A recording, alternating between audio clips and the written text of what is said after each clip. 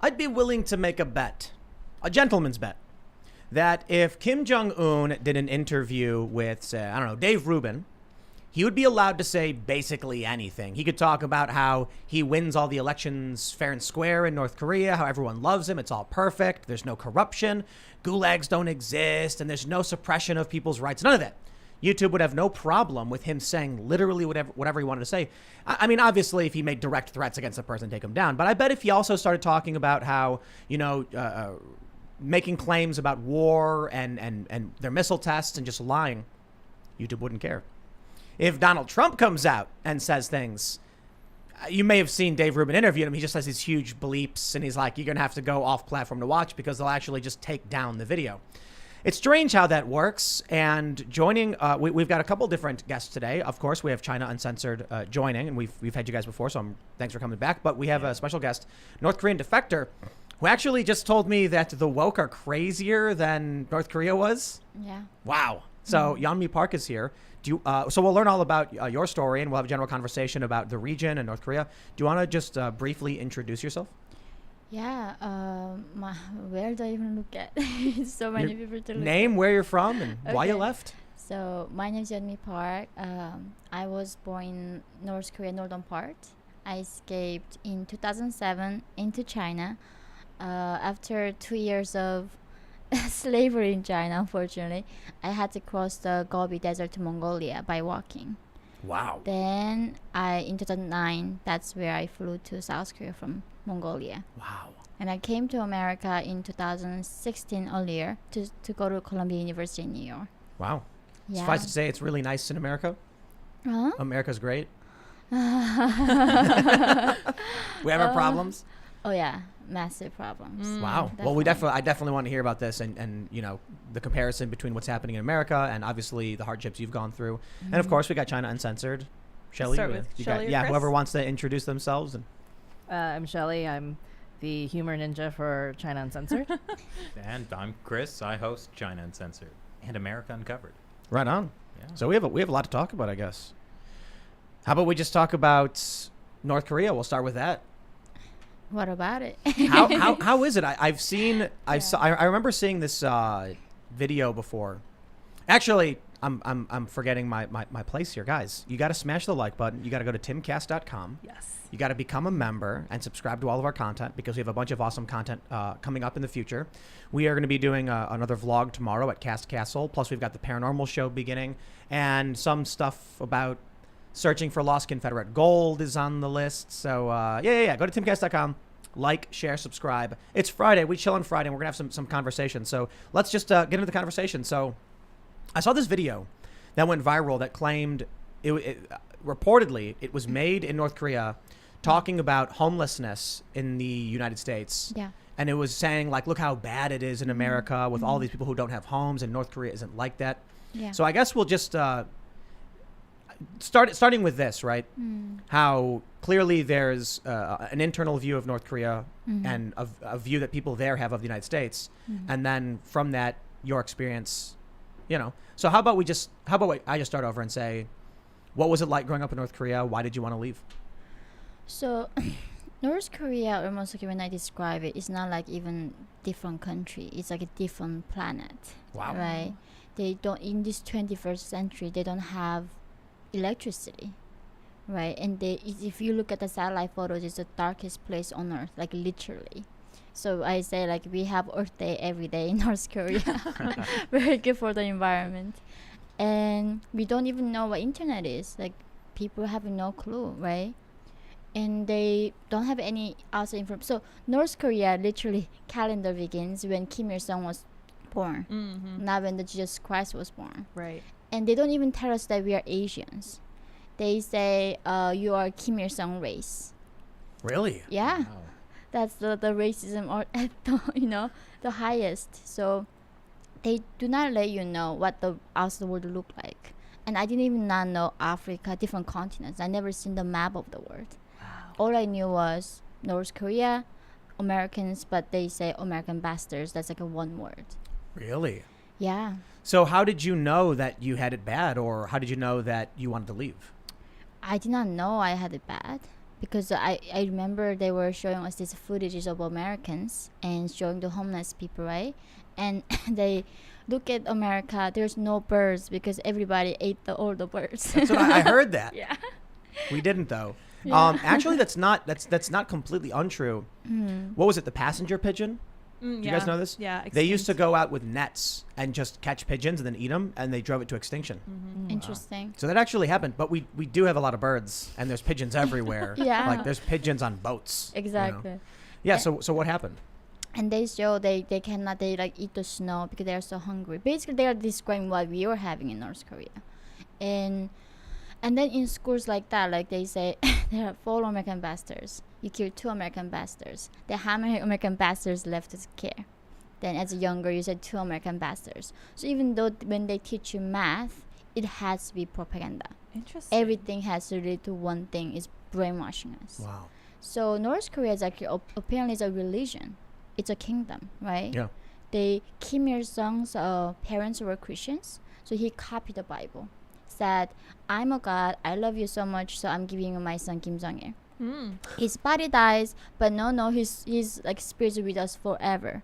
Therefore, he knows what you think, how much hair you in your head." Wow. I mean, if the people believe in Bible, I mean, why would you blame people not believing that, right? Because they cut out every information, so people do not know even what is critical thinking is. So how did it come to be that you decided to leave?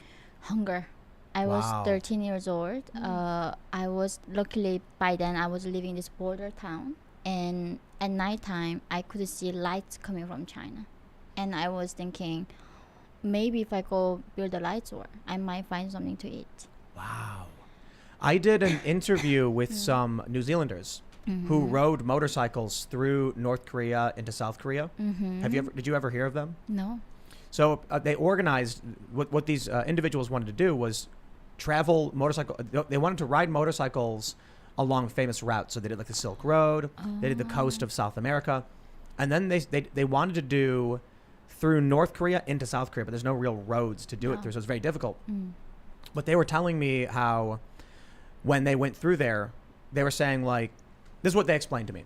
And so this is hearsay, and I just, well, you can correct me, that if there was like a farm and a cow died, Yeah. they couldn't eat the cow. No. That someone would have to come and take the meat and spread it around the country evenly to everybody or something like that. No. What would happen? So North Korea, there are it's a caste system. They began with the communism, right? Let's make everyone equal. But now they ended up with the 50 different classes within same people. 50? Yeah. Wow. They divide 3 big categories and they divide the subclasses to 50 different classes. And you never can go up, you can only go down. So that's how they prevent people mixing around being married. There's no like you marry up. If you marry somebody in a different class, you go down with them. You don't go up with them. Wow. So in that case, so one of the execution that my mom saw was this young man. He had TB. TB is a huge problem in North wow. Korea. Malnutrition. Tuberculosis? Yeah. So he ate the cow in the farm, and then they were executing him. For eating meat. Yeah. So I never ate beef in my life because cows are supposedly working in the farm. So you don't have a private property.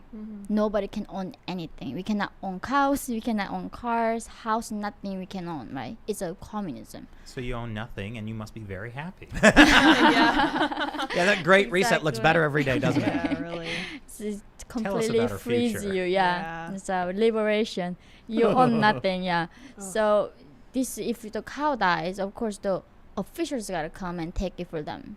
And if the normal people eat it, you're gonna be executed. What do for they that. do with the cow? The official top elites, they divide it with themselves. So they take it for like the upper caste, yeah, or yeah, upper caste takes it, and they call even the shocking thing is like this upper caste don't even call normal North Koreans are people. They call us like trash, rubbish. What? That's how within North Korea different castes treating each other. wow. Yeah. Is that because of like historical family things, like you weren't part of the Revolutionary Party, and Yeah. that's how you end up in a lower class? So this is like what like made me very sad. America is like here all about white guilt. Like your ancestors owned the slaves, but therefore you must be guilty and you are privileged. In North Korea, the same thing, because maybe my great grandfather was a landowner, or not fighting for the communist side. then they say your blood is tainted forever. Not my. How do you choose your ancestors, right? You can never do that. How do you choose your skin color? You cannot do that. And so they punish you by being associated to that. It's called guilt by association. Right. I Sounds mean, it's familiar. we're going through this and it's Yeah. getting worse. Yeah. So I definitely want to talk about the comparison between wokeness and stuff, but we'll get there. So you were 13 and you were hungry, Yeah. and you saw China, and you decided to leave. So how long did it take? What did you do from there? So I was initially gonna go with my own sister who was 16 years old. I was 13. And then one day I got really sick. So they took me to hospital. And by North Korea, we don't have like electricity, x-rays, right? Doctor just literally rubs your belly. And then nurses using one needle to inject everyone. Wow. People don't die from cancer in North Korea. We die from hunger and infection mostly. And then they operated on me that day without any anesthesia. And then they said, it's appendix, but it's okay. People cut bones in North Korea without any anesthesia. It's a common thing. So I woke up and they was like, no, you see, you got malnutrition and infection inside you. And they closed me back, and then I could not go, right? I might mostly die from infection, so she had to leave. So she escaped first with her friend. And then Was there retaliation from the government for your family? it was too quick. And another thing is that in North Korea, a lot of people die from starvation. So they say, oh, I'm going to go to work. And then father leaves home and he doesn't come back and he died on the road to work. So disappearance is a very common thing for the people. You know, death is like always near. I mean, you see the death bodies on the streets every day. It's like trash, right? So I never thought that was like, I'm normal. I thought it was in the morning when you go to train station, there are like so many bodies left died, and then they just collect it like woods, right? They are bodies get very rigid and just put them together, and then they don't even like bother to bury them, just like put on like on the one side. And you see like rats eating human flesh. You see these children chasing these rats. They're eating human eyes first. Then somehow these rats have disease, so children die. Then rats eat us back. This cycle between rats and kids eating each other. Yikes. Yeah. Okay, so after the hospital, you're still 13 at this time. Yeah. And then what happened next? So I found a note that my sister left me and saying, go find this lady. She's gonna help you to go to China. So that was like right after I got out of hospital. I took my stitch. I was like not walking very well still, but I went with my mom to find her. You took your own stitches out? No, they did. Okay. And then the next day I with my mom went to the lady. We found her, and then she said, oh, I can help you to go to China, but just don't tell them that you are mom and daughter. And then just tell them you're older than like 13, right? They say you're maybe 18 or 19, and told my mom you're like 35. She was in her 40s. I had no clue why they were doing that, but which was they were selling us Wow. to human traffickers. Yeah. So what happens next? So I crossed this frozen river, Yalu River, and I mean there are guards with a machine gun standing there gonna shoot you if you cross. But because the human traffickers bribed the guards, we were able to go. And as soon as we arrived in China, the first thing was my mom being raped in front of me. But the thing is, so there's no sex education in North Korea, right? I don't even know the word sex by then. I don't even know what kiss was. Like, love doesn't exist. We don't know the concept of love in North Korea. Now that sounds like the most villainous thing I've ever heard. Yeah. We know love, but it's only love when we have love for the dear leader Of course. in the written form. But they do not talk about romance love, so I never heard my mom says like, I love you, ever. I never knew that was a word that people used. That's something I didn't know. I mean, I still imagined with all of the problems of North Korea, people, I have this vision of this like dystopian world where the young men and women run and embrace, and they're like, if the guards find us, it'll all be over. Like human emotion still exists in these places. People still understand these concepts, but I suppose if the authorities, the powers suppress knowledge from you, you can't have these concepts. So this is the thing, like in North Korea, there's no concept for compassion. We have no concept for human rights, liberty, love, all these things. It's like why George Orwell talks about who controls the language, controlling thoughts, right? Yeah. Doublespeak. They write the new language for you. So therefore, you're not capable of understanding this concept that we know here. So now you leave North Korea, you find yourself in China, but you've been sold to traffickers. Yeah. So now you have another problem. Yeah, I know. And this, I mean, it sounds like that's, it's hard to quantify, but it sounds worse. No, hunger is the worst thing. I mean, if you don't eat, you die. Yeah. So in China, I remember like they told us they don't even bother to force us, right? Like, oh, if you don't want to be sold, you can go back to North Korea. And Which would mean death. yeah, which means you're gonna, even if you don't get caught, you're gonna die from starvation anyway. And one thing that changed in my mind was, for the first time in my life, I was seeing a trash can, and I did not know what it was, right? What is that one thing? And like, there where you throw things, like, what is trash? Like, things that you don't need.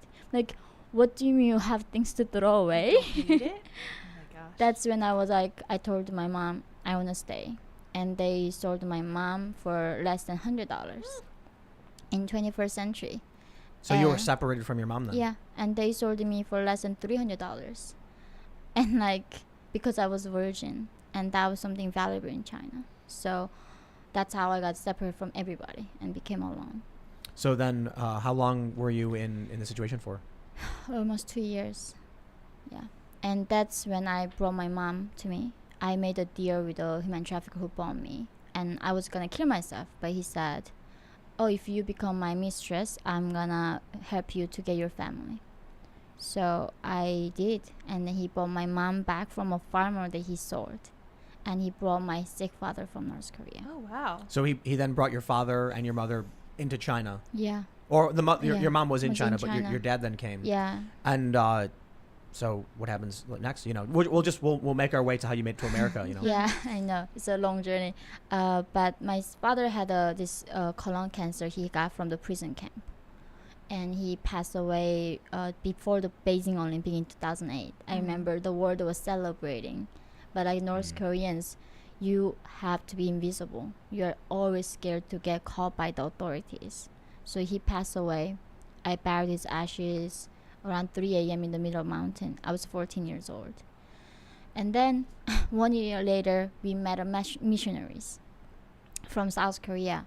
And they said, oh, if you become Christian, we're going to help you to be free.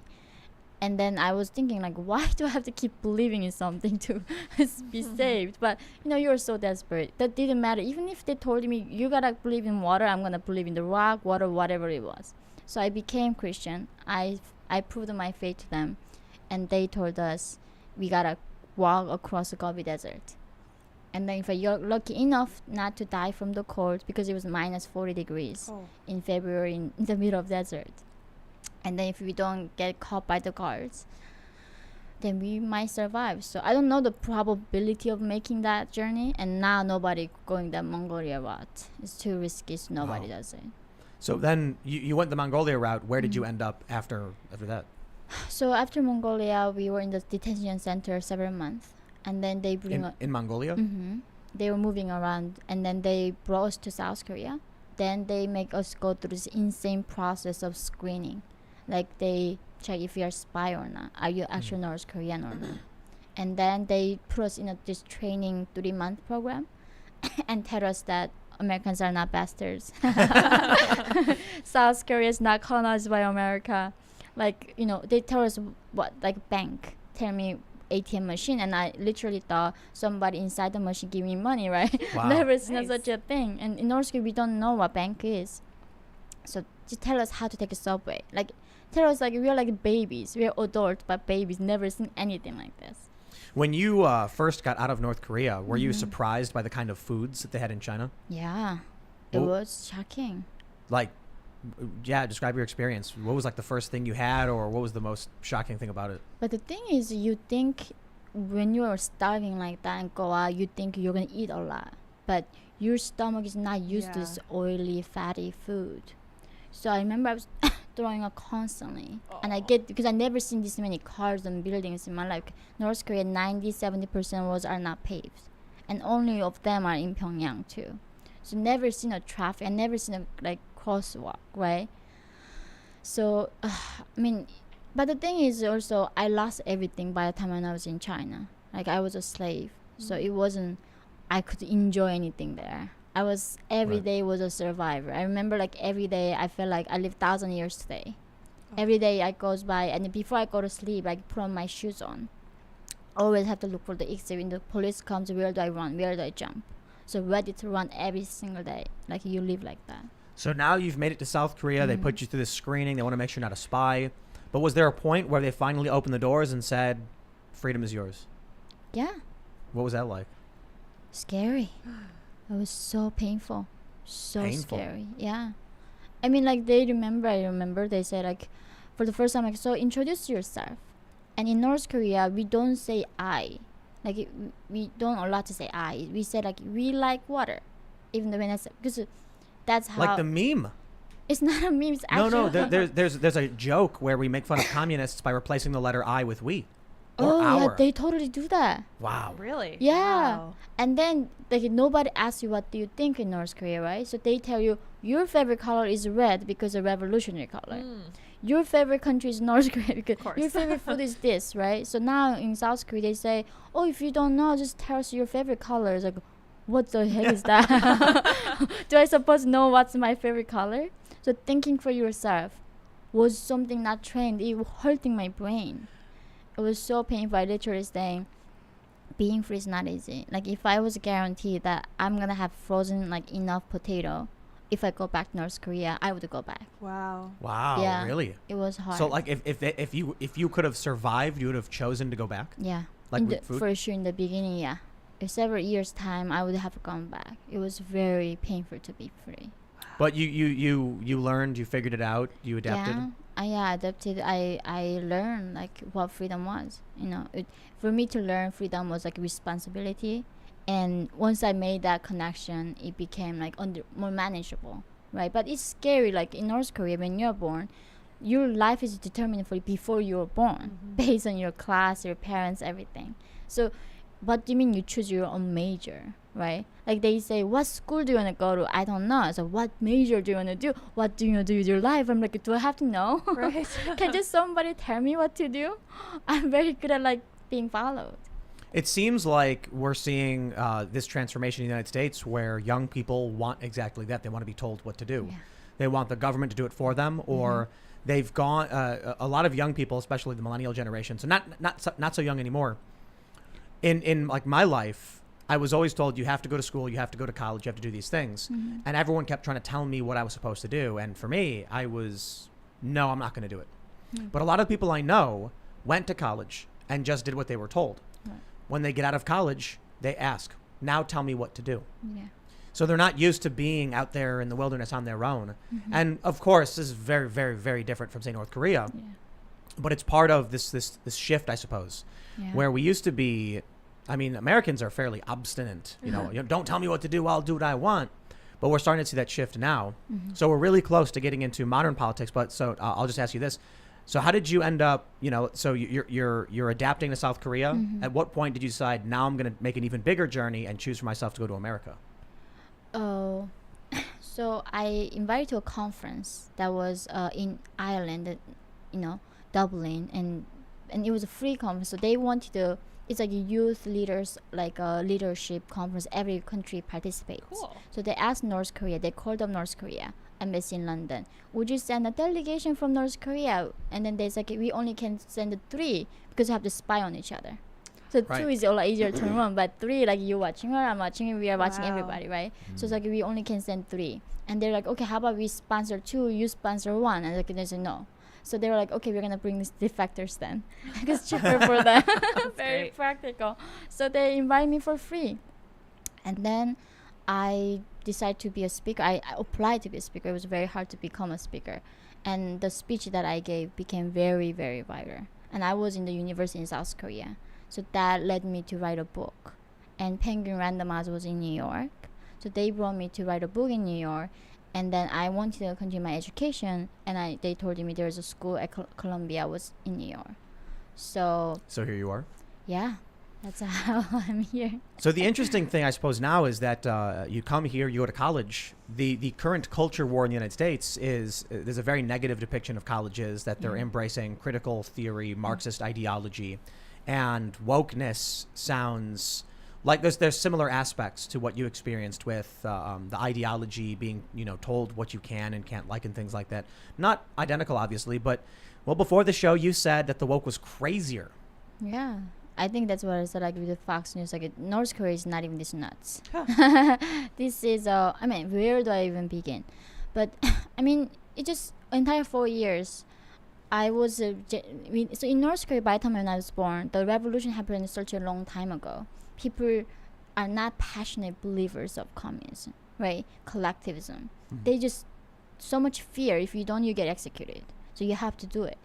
And first thing my mom told me as a younger was, don't even whisper because the birds and mice could hear you. And she was like, your tongue is the most dangerous weapon that you have. The things you say is not going to just only kill you, it's going to kill 3 generations of our family altogether. So be careful what you say, right? When I go to school in the morning, she would not say, oh, be careful with the strangers, be careful with your mouth. That's I'm worried that we're headed in that direction. exactly. With censorship, with big tech, with people scared to speak out. There are a lot of people that say, I was tweeting about anonymity. I wasn't really tweeting about anonymity, but I was tweeting about people who don't use their names on social media. And people said, I'm scared that I'll lose my job. Yeah. I can't risk my job and my life from speaking out. And if people don't speak out, we slowly slip into the nightmare version of whatever that is, where North Korea. the things you're describing. Yeah, this is how we go there. This is how it begins. Wow. Yeah, that's what I like at Colombia. Oh, this is how the revolution began, right? Because, at Colombia, these kids feel like they are so oppressed. They get triggered. They actually cry, right? By the injustice they fear, how they are so oppressed and they are the victims. And they're not faking it. They really, really, truly believe it. And the thing is, what makes me so sad is the North Koreans have to be brainwashed because we don't have any information. Here, on the tip of your finger, you have entire history, what Stalin did, what Mao did. You have know what this rot has taken us to humanity. But these people are so completely brainwashed. They think white men are the source of every single evil that we have. I think it's scarier to Yeah. me that you can warn us and say, hey, this is how the revolution started in North Korea. Hey, this is what it's like when you have this communist totalitarian system.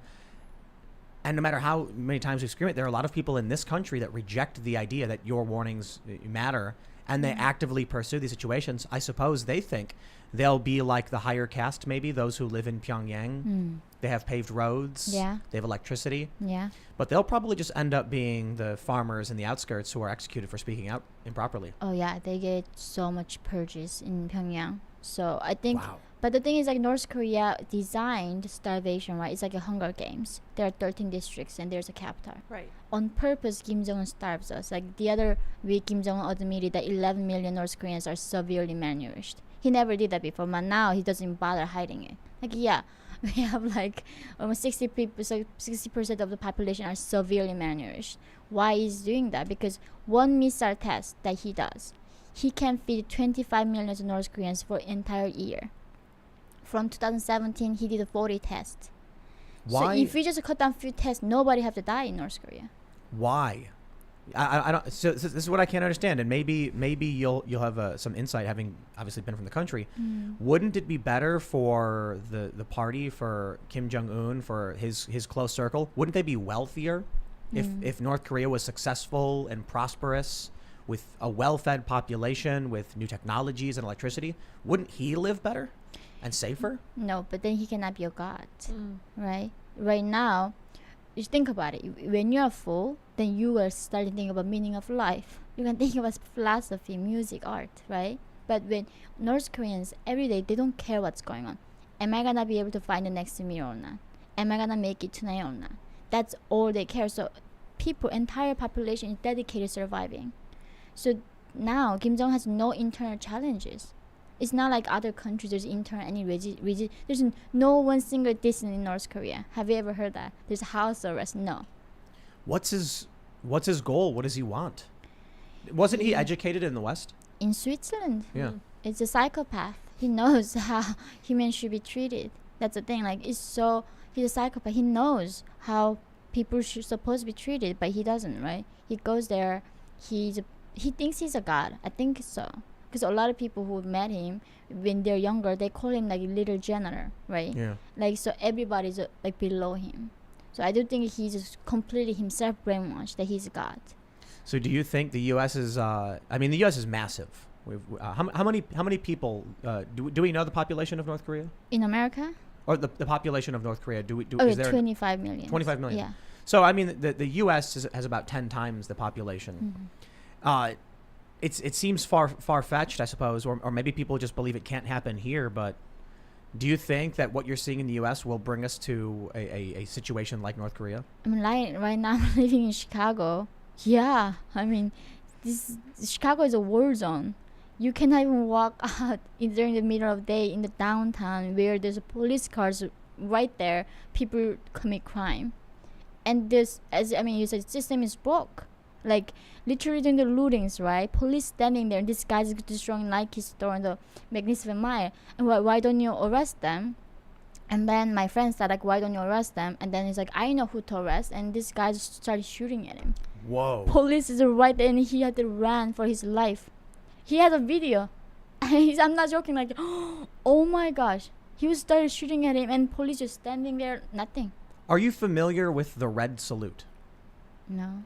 So have you seen the Black Lives Matter fist they show in the Yeah. Does that symbol appear in North Korea? I mean, like doing this thing? Yeah, like- oh yeah, totally. That's every time. Like, let's kill our American bastards, our enemies. Oh, you That's raise it. the fist. Yeah. Oh, wow. So That's this what it is. it's the red salute. It's the communist fist. Oh, yeah. You guys might know this. I was reading that when someone is joining the Chinese Communist Party, they perform the red salute. They Yeah. call it. Yeah. I mean, you have to like raise your fist and pledge your life to the party, essentially. As Yeah. July 1st is the 100-year anniversary of the Communist Party in China, and there's this phenomenon of red tourism where people are going around dressing up like old red guards, and they're doing the salute, and They they're go, making yeah, pledges. You go to take devote a, their you life to the know, party. Instagram photo of you doing the red salute and pledging your life to the party. You know, in It's like That's a the Disneyland that's the version of flag of Black communism. Lives Matter.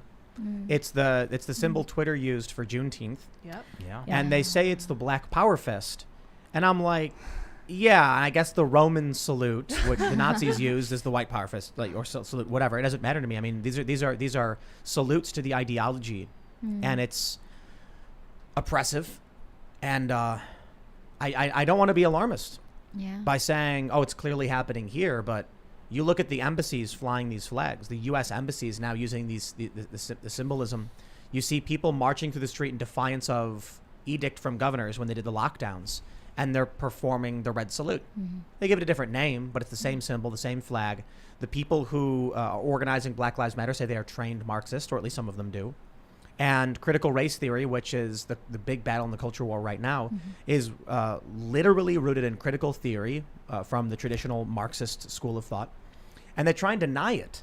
But every day, I do feel optimistic, especially today, with, you know, seeing these families, Loudoun County, they're standing up, they're challenging this stuff. But I feel like, you know, these people, these families are worried about what their kids are being taught, are putting themselves on the line. I'm worried that if too many people are scared and they remain scared, we inch closer towards a reality where you can no longer speak out anymore. I mean, we have the poem. We know what happens when you don't speak out in defense of others. So it feels like we're heading in that direction. I think there was a viral video of some woman. It was like a Chinese woman who was talking about. I don't know if this was Loudoun or somewhere That else, was but Loudoun. yeah, she was a Chinese parent, and she was saying this is just like the Cultural Revolution, which I went through in China, and a lot of people kind of were offended by that because there, you know, possibly 20 million people died during the Cultural Revolution. So some people are like, oh, well, you're being too crazy if you're comparing this to the Cultural Revolution. Ridiculous. But you know, if we the hallmark of the Cultural Revolution was the struggle session, right? Which is struggle under Chinese communism is a verb where you struggle someone, you bring them into a room, everybody in their workplace or everybody in your neighborhood. Like if it was a very prominent person, they would fill stadiums to denounce these people. Like the person would stand there, they'd be made to hold some kind of like torture pose so that they're like the airplane or something where they're like uncomfortable. They'd have like a placard put on them that says what their crimes are, right? And then people would scream at them, yell at them, humiliate them, shame them throw things at them. This is a struggle session. And it's like, well, if you think of that as what the Cultural Revolution was doing to people, you know, we don't struggle people in the US. We cancel people in the US. Yeah. And we can cancel them online. We can ruin people's lives on Twitter. We don't have to bring them into a room to yell at them. We can just make them lose their jobs. How is it that you know, China and North Korea are so different, I suppose, right? They went through a cultural revolution. They had purges. They have a communist party with the red salutes and all that stuff. But China still has massive cities and wealth and technology and food. Probably a lot of that is just the ability of China to accept investment from the West. China Now- really changed after Mao died. Mao, because, you know, his political purges basically like killed almost 80 million people, probably. So between the Great Leap Forward, the famine, the, you know, Cultural Revolution, like he was just killing so many people. And then the next generation of Chinese leaders were basically like, okay, we're communist, but this is not sustainable. So they kind of, and a lot of them were people who were purged by Mao, like Deng Xiaoping. So they were like, we're going to open our markets. They call it reform and opening up. And it wasn't really, the state was still involved. Like the state still owned the means of production, but they were kind of like, we'll give people the ability to at least make money on a small scale. You can have businesses. You don't have to work for the state. Western investment can come in and bring You the know, money. I remember reading a story about like after Mao died, like the first people who were like made a contract, and like for them it was like, oh, we might die for this, like we might be killed for this. It was like the first Wow. test of like, will this reform and opening up actually happen? So Yeah. so what year was that around? 1978. So that's when they finally started, I guess, modernizing and getting more technology and things Yeah. started to improve. And then because China is such a massive market, there's so many people there to work, right? Manufacturing companies wanted to come in. Germany came in the 70s to start like building their Volkswagen was there yeah. very early on. Yeah, so like building their auto plants there already. And also people see it as a big market where people can buy things now. So I think that's the real difference. But like structurally, it's not that different from North Korea. You know, North And Korean people, ideologically and structurally, people like to pretend that China's not communist anymore because they have, you know, a certain thing, like they have a stock market. But you can't own property in China still. Wow. Like the Really? state owns all the land still. You can buy a lease on the land for 70 years. Interesting. And that's what you're buying when you buy real estate. Or you can buy an apartment in an apartment building, but you cannot actually own land. All the land is still owned by the state. And there is no real private companies. It's maybe state-owned enterprises. Otherwise, it's owned by a son or daughter of a party official, or every company, every school, everything in China basically has a Communist Party cell inside of it, and there's a party secretary there watching everything. So the party's involved. There is no free enterprise in China. Isn't it every single company has to have a party member? Yeah. Specifically, whose job is to be a party member for the company or something Yeah, like the that? party secretary, yeah. Yeah. We're that's happening here in the U.S. with the diversity, inclusivity, and equity officers in all these companies. I mean, it's a job that performs no function other than to be ideologically pure. Well, that's the strange thing about all this. Like, I've seen some reactions to like like Yeonmi talking about woke in America, and people get really upset about that. Oh, that's ridiculous. Or as Shelly mentioned, the Chinese woman who's like, hey, this is reminding me of the Cultural Revolution. And if you only focus on like the differences, like obviously the United States is not North Korea, Yeah.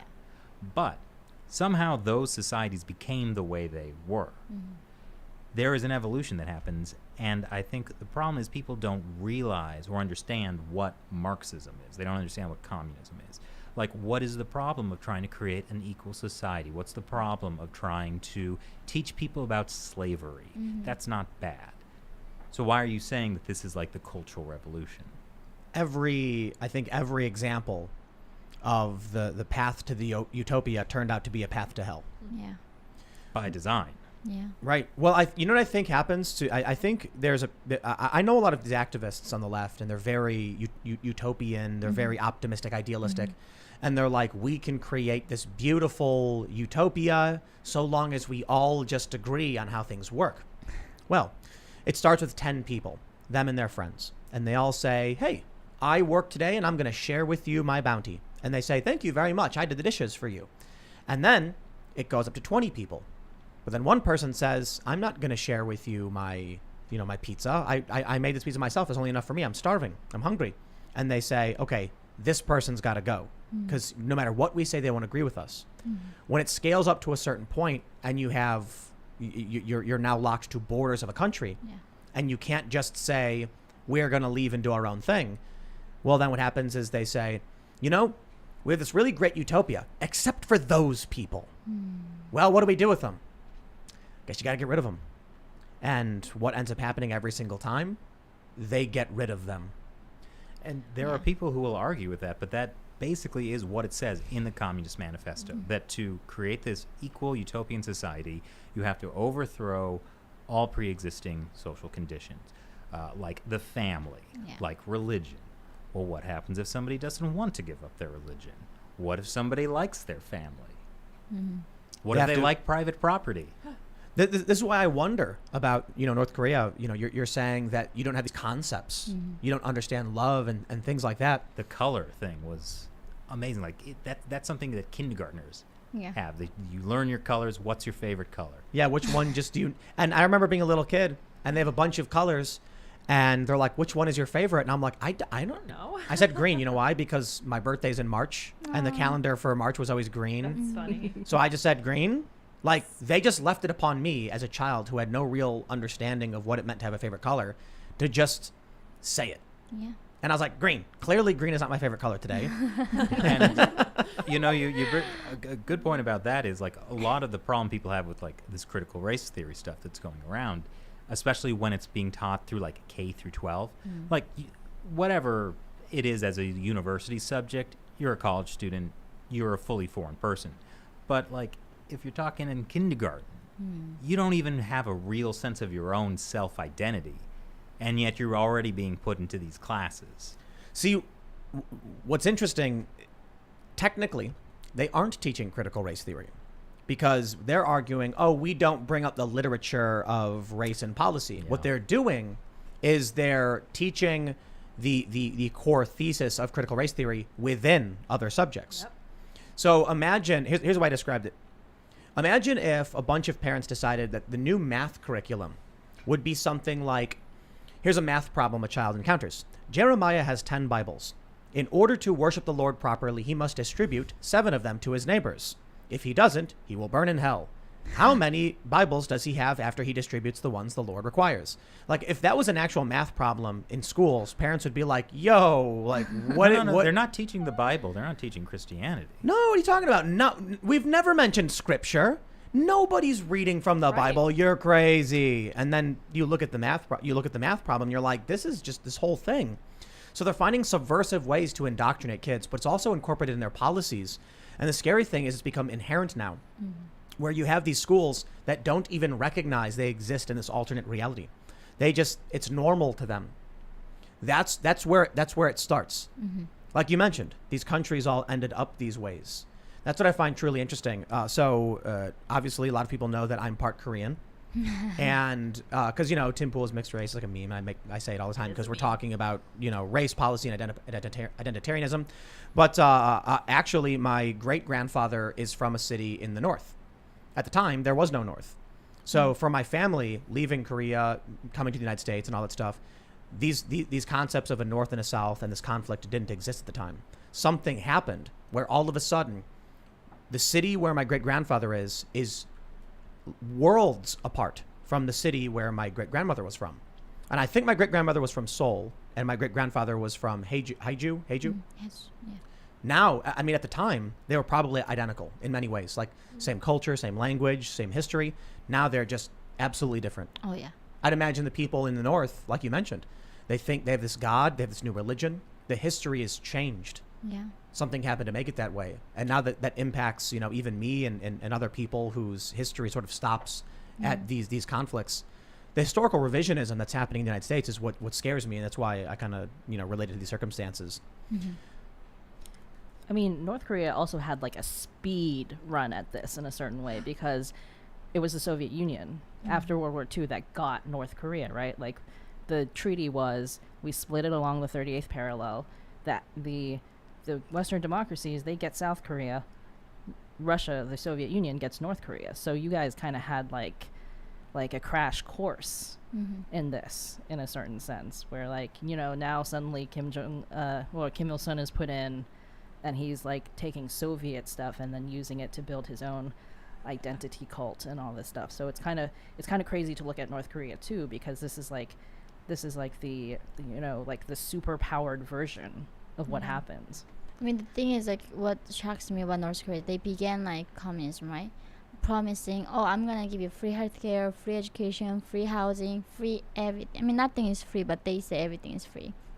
So they did that in the beginning. From the Soviets, they got subsidies. So they were giving rations to people for free. And in the 90s, they stopped, the Soviet Union collapsed. What do? They changed their ideology to self-reliance. So now, state don't care about you, you take care of yourself. By the way, you have no freedom to trade, do nothing. So how do you survive?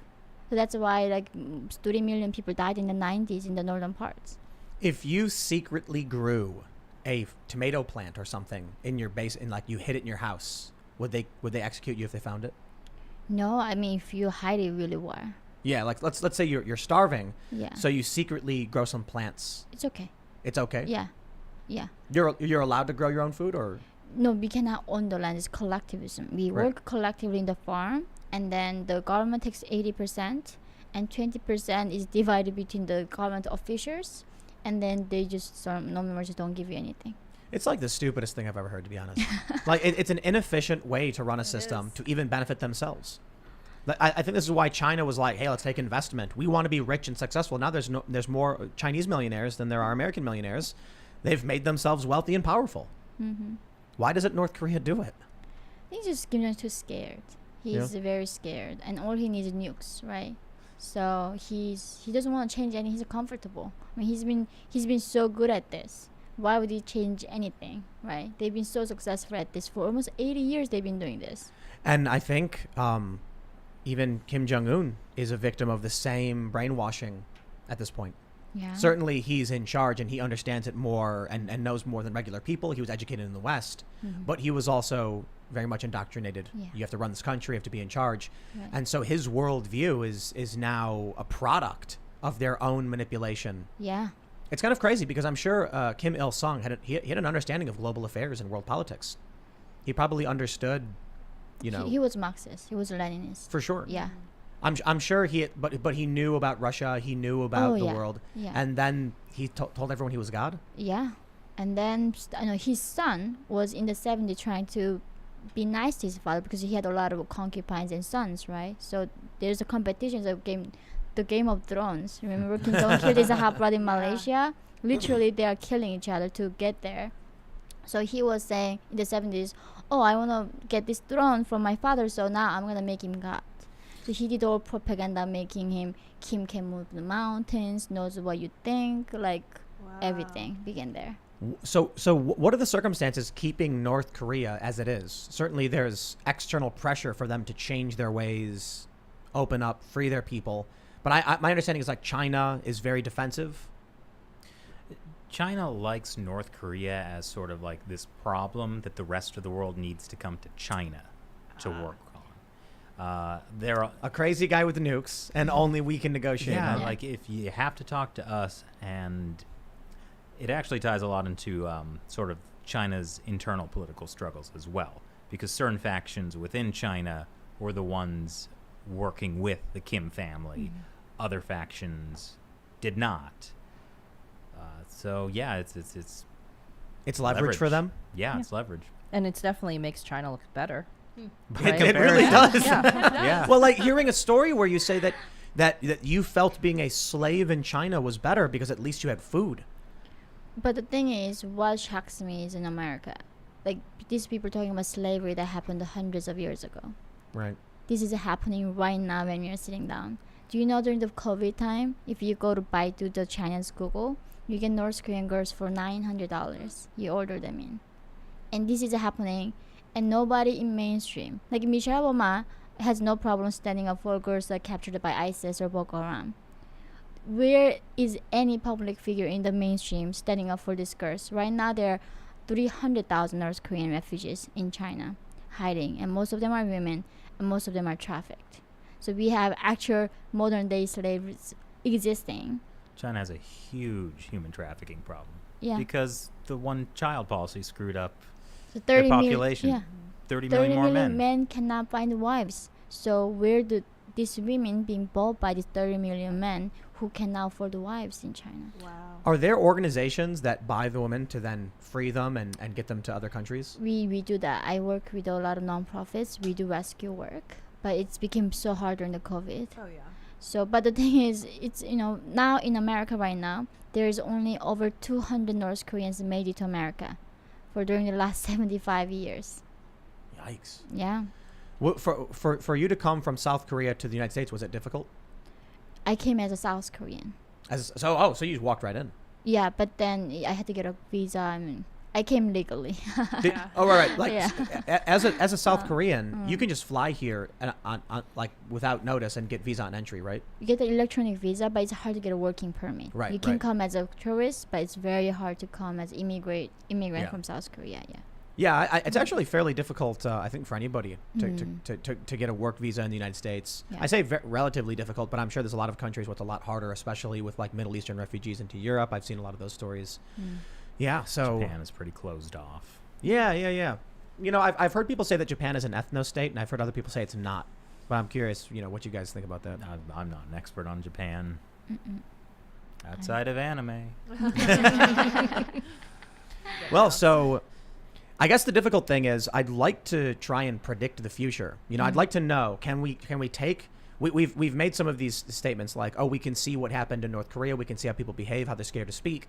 And then we've said somehow North Korea became this way. But is it really like the US could track in a similar direction, or is it just fanciful thinking that the US would ever become like this? Is the US going to break out of this and just become sane again and defeat the cultural Marxist ideology? I'm fairly optimistic, to be completely honest. I mean, I see these parents waking up. I see a lot of reason to be optimistic in terms of what's happening politically, with people being snapped to attention because of what's happening. And I have to imagine that there's elements within the U.S. government, they know everything we're saying and they're worried about these things too. Or is the ideological split so severe that these cultural Marxists and critical race theorists control too much?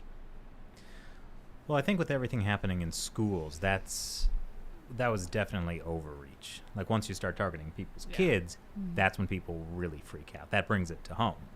So I think this is, like all the debate about critical race theory, I think it's really a good window of opportunity to educate people about what Marxist ideology is, how it functions, how it takes an issue and inverts it and then flips it into something else. Like, for example, race.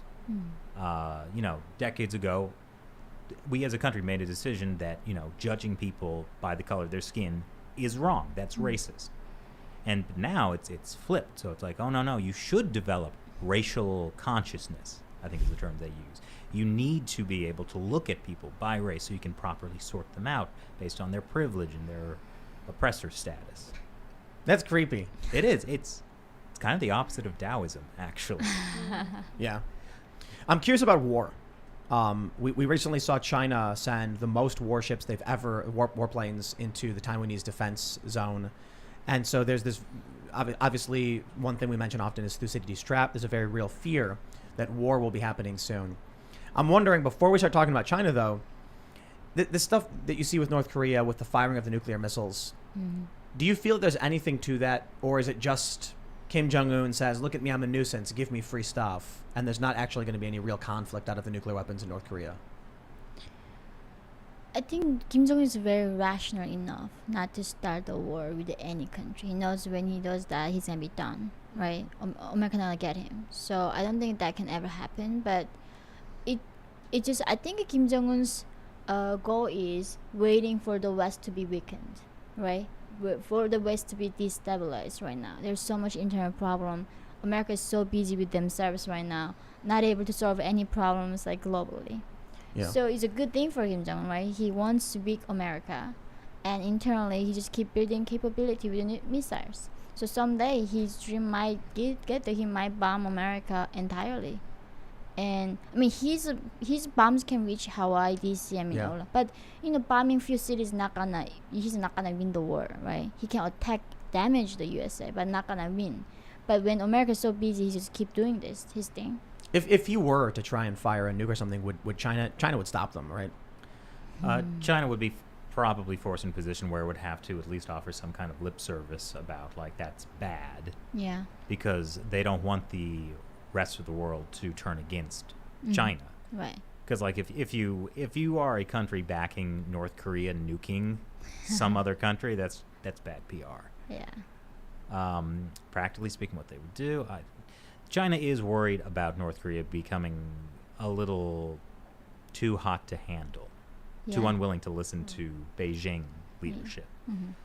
As I recall, Kim Jong-un didn't even meet with Xi Jinping for many years until the Trump, Trump was about to meet with him. and then Yeah. suddenly like the two sides met. But it wasn't Kim Jong-un didn't want it. Xi Jinping didn't invite him. Do you know that Zhang Song-taek, the uncle?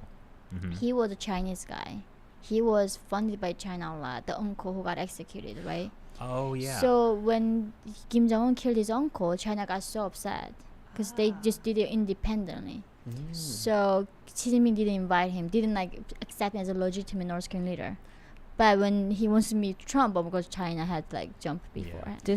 Wasn't the brother that Kim Jong Un poisoned also like hiding in China? He was kind Yeah. of being supported by China too. China has been trying to push like their own interest in North Korea by pushing people who would make the kind of market reforms Yeah. they want. And supposedly Kim Jong-nam, I Kim think, was Jong-nam was open. Like he was open to that reformer, idea. and Zhang Song-taek too. So Yeah. China always recommended North Korea to take our path. Your Communist Party gonna last forever. At least like open up a little so people don't die from starvation, right? Like what's the point of all this? And North Korea, no, we're fine. So Kim Jong-un get rid of any reformers in the internally. Really? So Zhang So- Song-taek so- was. China wants North Korea to do better and adopt some more of their kind of policies. Exactly. They toured Kim Jong-il, the second Kim when he was alive, showed him around. Look at us, what we have done. Like look at Shanghai, Beijing, like 2 weeks tour, show him like take the reform like path.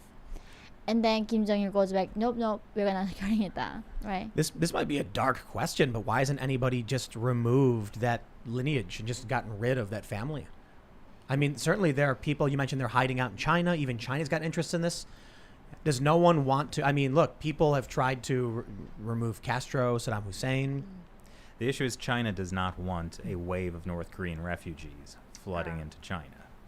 Interesting. They don't want to be responsible for North Korea because it's so terrible right now. Like you have to rebuild the society And from they- scratch, right? And they can't let the U.S. take it. yeah. Because if they don't, the U.S. walks right in. And they don't want the U.S. on their border. Yep.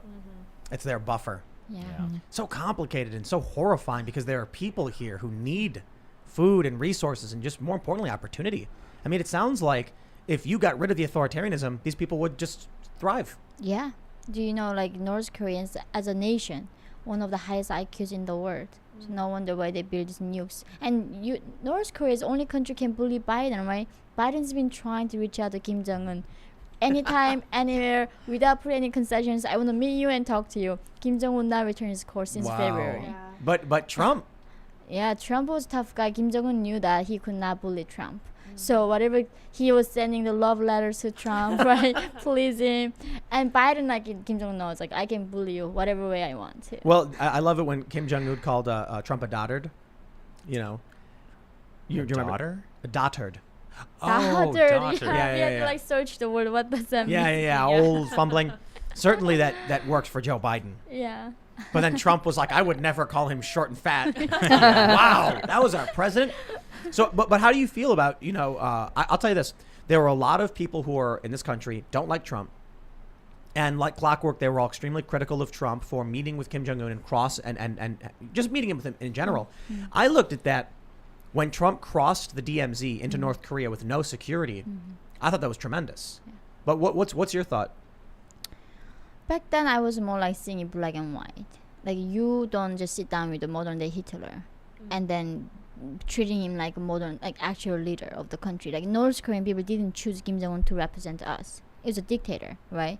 So the fact that Trump was going there without actually any concessions from like Kim Jong-un was already lost. He didn't get anything back. Instead, Kim Jong-un did a huge promotion at home, showing like, look at me now. Even the America is backing me. So if there's any internal coup d'etat that would happen, they don't want to go after a guy that the U.S. is accepting as a legitimate leader. So internally it was so bad. However, now, like, in a way, Biden is worse, right? Like, I mean, Trump at least brought a highlight to the issue and tried to solve something about it. Like, Biden recently, they reviewed their policy towards North Korea, which is going to be exactly what Obama did. Strategic patience, which is strategically you do nothing, just waiting, and Kim Jong-un take the first positive move. So if they ignore North Korea like this, 4 or 5 years, 8 years later, we don't know what North Korea end up with the nuclear like capability. Yeah. Yeah. I certainly see what you're saying with Trump. I was hopeful that, Trump without security crossed into North Korea and they could have just snatched him up. He had not, obviously they wouldn't, because you can't take the American president, but it felt like at least this was some normalization, Yeah. But I certainly see what you're saying. I was hoping that it was a first step towards trust and maybe some kind of normalized trade, maybe some kind of encouragement towards, look, there's opportunity if you change some of your ways. But, based on what you've all been saying about how China wants the reform and they don't, it really does feel like the Kim Il family is a bunch of despotic, what's the megalomaniacs who think they're God. Yeah. They're so paranoid. And also the thing is, I mean, if we are negotiating with North Korea for the first time, it makes sense to honor them, make them feel comfortable and trusted. This guy's been playing the same playbook for like last 70 something years. They know what they know or what they want to. So in a way, it just doesn't work anymore. Like, talking to North Korea and then just try to make them warm and come out, it's not gonna work. It's gonna take way more than to change North Korea. When you lived there, did you ever encounter South Korean propaganda? In North Korea? Yeah. I mean, every single day. Like, I did not know South Korea was an independent country. They told us that U.S. is colonizing them. It's a modern day colonization. And then how these children get raped by U.S. soldiers. And entirely like cartoons filled with the most corrupt. And then how entire humanity want to come to North Korea. Yeah. Entire humanity. There's a song in North Korea, Nothing to Envy. It's a song because we have nothing to envy. We live in the socialist paradise. You literally have nothing.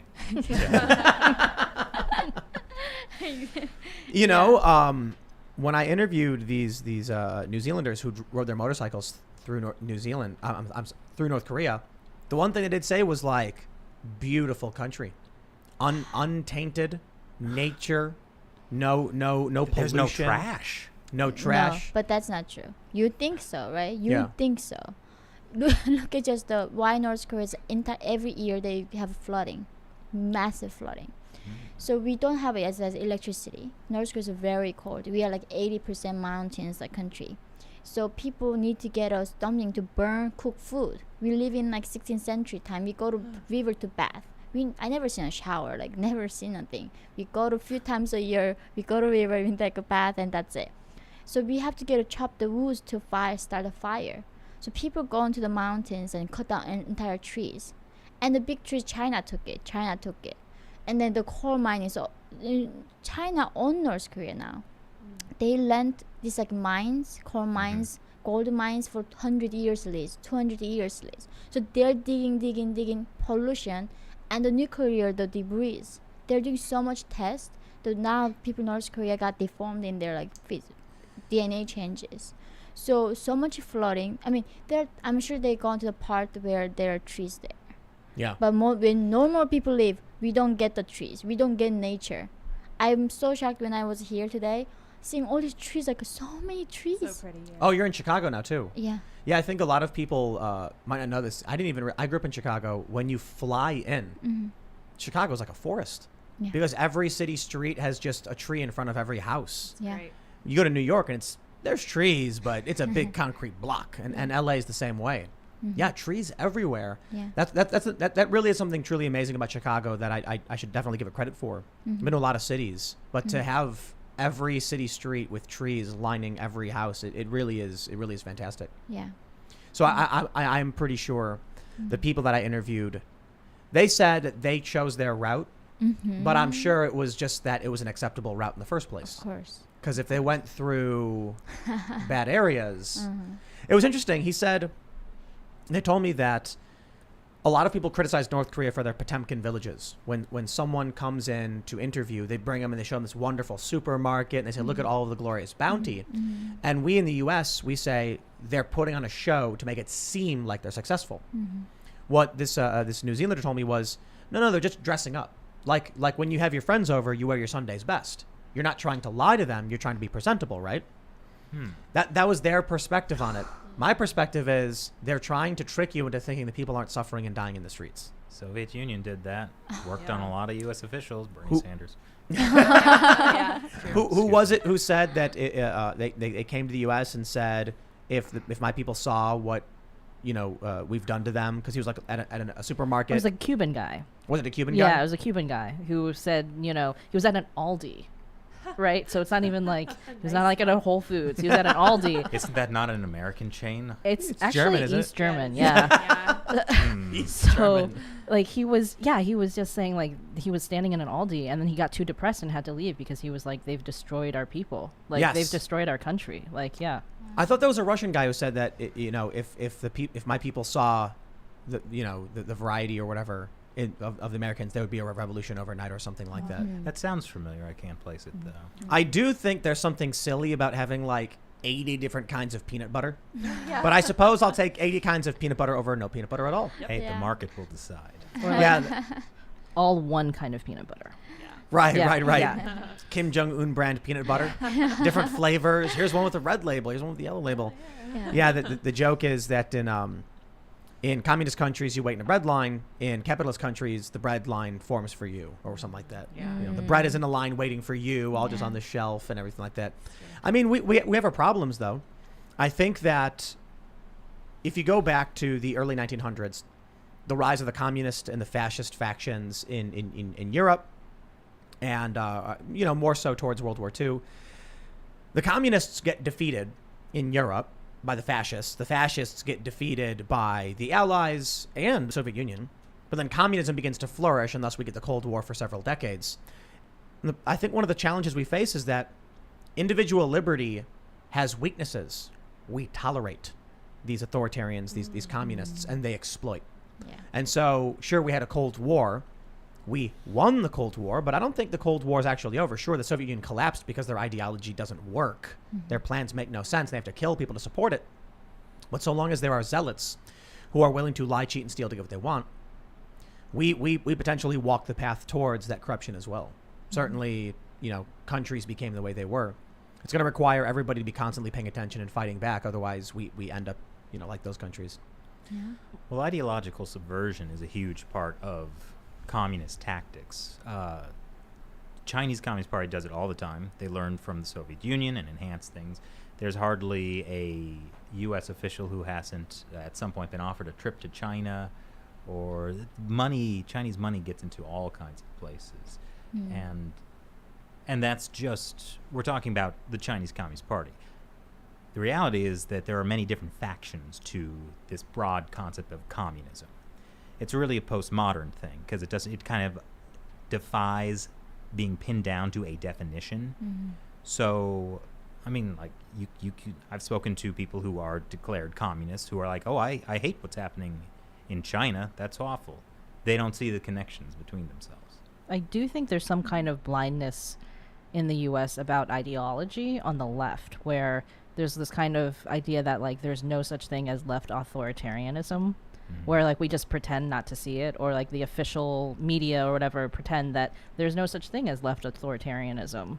It's like a weird thing, and it bleeds into, like, it happened with Antifa, where people were like, oh, it's not, It's an just idea. an idea, not an organization.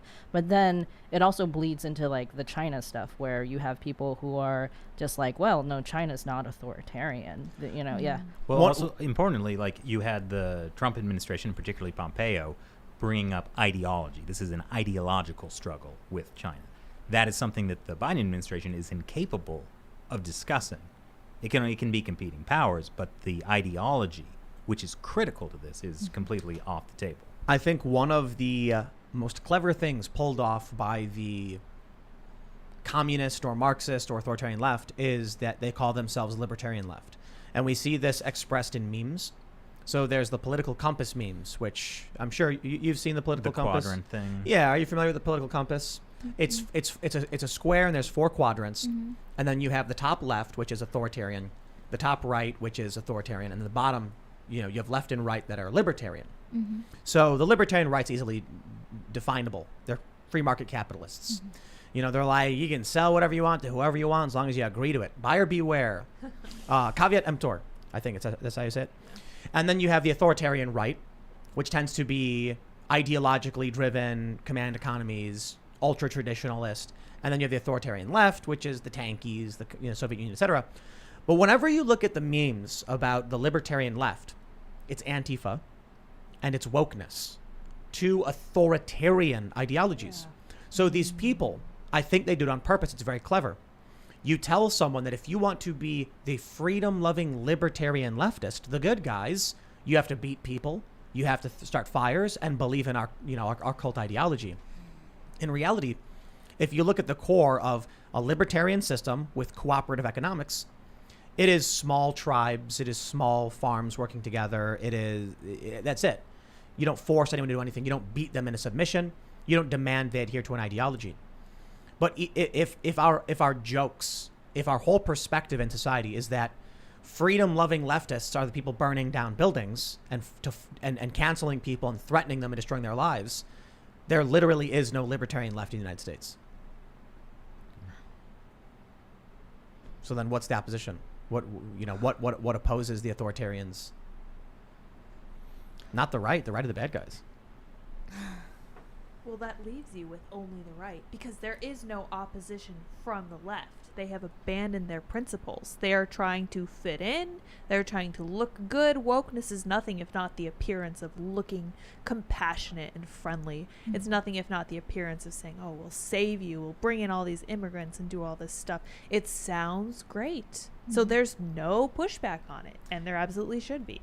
It's put us in this position. Yeah, it's the tricky thing about Marxism or communism, whatever you want to call this ideology, is that it really takes advantage of the fact that I think most people are good people. Yeah. They want to help people. They would like to see the world be a more equal, Right. better place. Yeah. But Marx presented this extremely simplistic view of all of human society. There are only the oppressors and the oppressed. Anything you do as an individual doesn't matter. You are either in the oppressed or the oppressors. To create a better world, obviously, you need to get rid of the oppressors. They're not going to want to be kicked out. Therefore, you have to kick them out. Yeah. We need a critical conservative theory. So all the conservatives, here you go. Critical theory was, the Marxist, rooted it very much in the Marxist ideology of oppressors and oppressed based on class.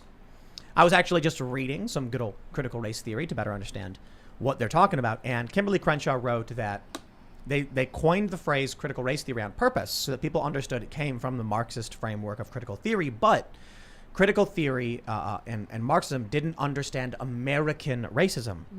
So they needed to take his philosophy of oppressed and oppressor and apply it to racial politics in the United States. So we'll do the same thing now, and we'll create critical political theory. And it states that if you are a liberal, you're an oppressor. And if you're a conservative, you're oppressed.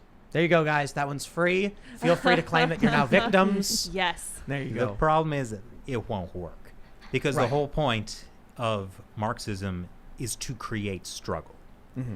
And it divides people into different groups, makes them struggle, and those groups divide up into more groups, and they fight, et cetera, intersectionality. I don't think it can be solved by people fighting each other. Right. People need to develop compassion, and because if anytime you're like arguing with people on the internet is a nightmare and no one should ever do it. I speak from experience. Pretty much. But when you're actually face to face with someone, it comes down to basically like, if somebody feels like they're being attacked, even if you are completely wrong, if you feel like you're being attacked, you will either respond in 3 ways: fight, flight, or paralysis. And so if somebody feels like they're being attacked, that's what's going to happen. You have to make connections with people based on like our common humanity, because that is the antithesis of Marxism, that we have a shared common humanity. There are objective truths. It seems like the philosophy of Marxism is just a tactic for destroying a system to steal power. I made the point the other day, like a lot of people say, communism has never worked. That's not true. Communism has worked everywhere it's been tried, because the point of communism is to create death and destruction. Pain is the point. It's designed to destroy a society. Yeah. They just pretend it's about helping you and making the world a better place, but it's actually about how can I empower myself. And I experienced this with Occupy Wall Street. The activists literally said, they would say, we want to flip the pyramid over.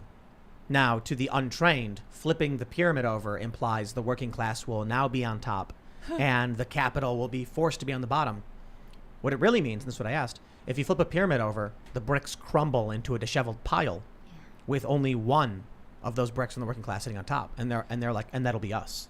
And where will the Goa'uld live? Yeah. The Goa'uld in the bellies of the people they possess. So this social justice stuff is very much a Trojan horse, which is probably something that you noticed, Yeonmi, when you were at Columbia, was that this guise of compassion and kindness. How did they couch it to you when you were first learning about social justice at your school? Did they present it as something highly positive, or did they force you to do this stuff? It wasn't just so. I remember at the orientation, right? And then she was like, instructor came. So who likes like Jane Austen? I was like, yeah, me, right? Right, yeah. And because I didn't have love, I love like reading about love romance books. And then like, do you know this were colonial mindset, bigots, racist? Wow. So even when you think you don't know, you're just reading a classic, you're being subconsciously brainwashed by this white supremacist. So this is how you gotta be aware, how you can get brainwashed every day. I'm like, wow. Did you speak up and say, hey, actually, I'm from North Korea? And I did. So before for the class, you. in the class, right, there's like a Western civilization, music, and art, and Columbia, you have to take in a core curriculum. And then professor's like, who has a problem studying Western civilization, like the music? And everybody like raising their hands. And they said, because of this white man killed our minority and silenced the women, we have to now study this Beethoven and Mozart's bigots. Wow. And I'm like, they were talented, Yeah. like it's just musicians. So like that critical race theory, every single thing they find a connection somehow. It's so smart. They're so creative to look at the problem that way, isn't it? It's oppressed or oppressor. Mozart, oppressor. Binary. Yeah. They're now saying Beethoven was black, though. Was No, it? Mm-hmm. he wasn't. But they're actually now arguing that because of white supremacy, Beethoven couldn't actually be marketed as a black man, so they had to change his race. No joke. Wow. There was this big thing where they started claiming that a black man invented the light bulb, and that Thomas Edison, just took credit for it. Look, Thomas Edison was not a cool dude. Don't get me wrong. But I think the actual story was that a black man who worked for Thomas Edison developed a special filament. Yeah. But historical revisionism is very, very important, right? They need to get to the point where they can tell us that there is this individual who is God, and that you have to believe it or else. They need to get to the point where people can't defend themselves, will stop resisting, and will just give up. So every day that people challenge the system and say no is a bad day for this machine. But I also will say, at least for now, I don't think there is a grand architect or conspiracy or group that are trying to make it happen. I think you could argue there's a conspiracy in the sense that a bunch of people who have a worldview rooted in this don't realize they're destroying everything around them. Some people for sure know they're lying, cheating, and stealing, but it feels like dominoes falling over. Joe Biden doesn't seem to be all with it, but he hears a bunch of people saying critical race theory is good, and he goes, okay. Mark Milley, the general, he has no idea what he's talking about. He goes, I just want to understand white rage. And it's like, bro, that's insane. You're believing garbage. More and more people believe it. It becomes a self-fulfilling prophecy. Yeah, I think this is where the beautiful language stuff comes in, because if people call people useful idiots, kind of, but it's kind of more like most of them are well-meaning innocents. I've heard that term, where like really they're just, they want to be better people, like you were saying, Carissa, and they want to, but like the beautiful language really just, it kind of pulls the wool over the eyes of a lot of people, and it's on purpose. You see this in every communist society, where, I mean, in China, they just came out with a white paper, the Communist Party, about how the Communist Party in China has led human rights for 100 years. They've been the leader of human rights. Because we've, like, this is the time where like they killed 80 million people. But they're like, we've definitely, they redefine human rights. They say, we talk about the universality of human rights within the context of each country. So they're already saying human rights are universal, but we're going to change what this means, human rights. And then they go, we believe that human rights are subsistence, development, and contentment. And therefore, these are like the metrics that we're using to say that we've lifted so many million people out of poverty. We are the leader in human rights. But it's even absurd, even if you use that standard, because they killed and starved and like 80 million people. Yeah. So, but like they're able to kind of take this term that sounds great, human rights, that everybody's like, these are universal. The UN says human rights are universal, and then they kind of can come and like twist that to mean something else, and then make themselves look good. That is so interesting to me that they call it the beautiful language, because this is exactly what they're doing in the US. They're changing these terms, and this is why I brought up the topic of definitions yesterday. When you're going into a debate, you lay out your definitions before you even get started. Nothing proceeds until you know exactly where everyone stands and where everything is lined up.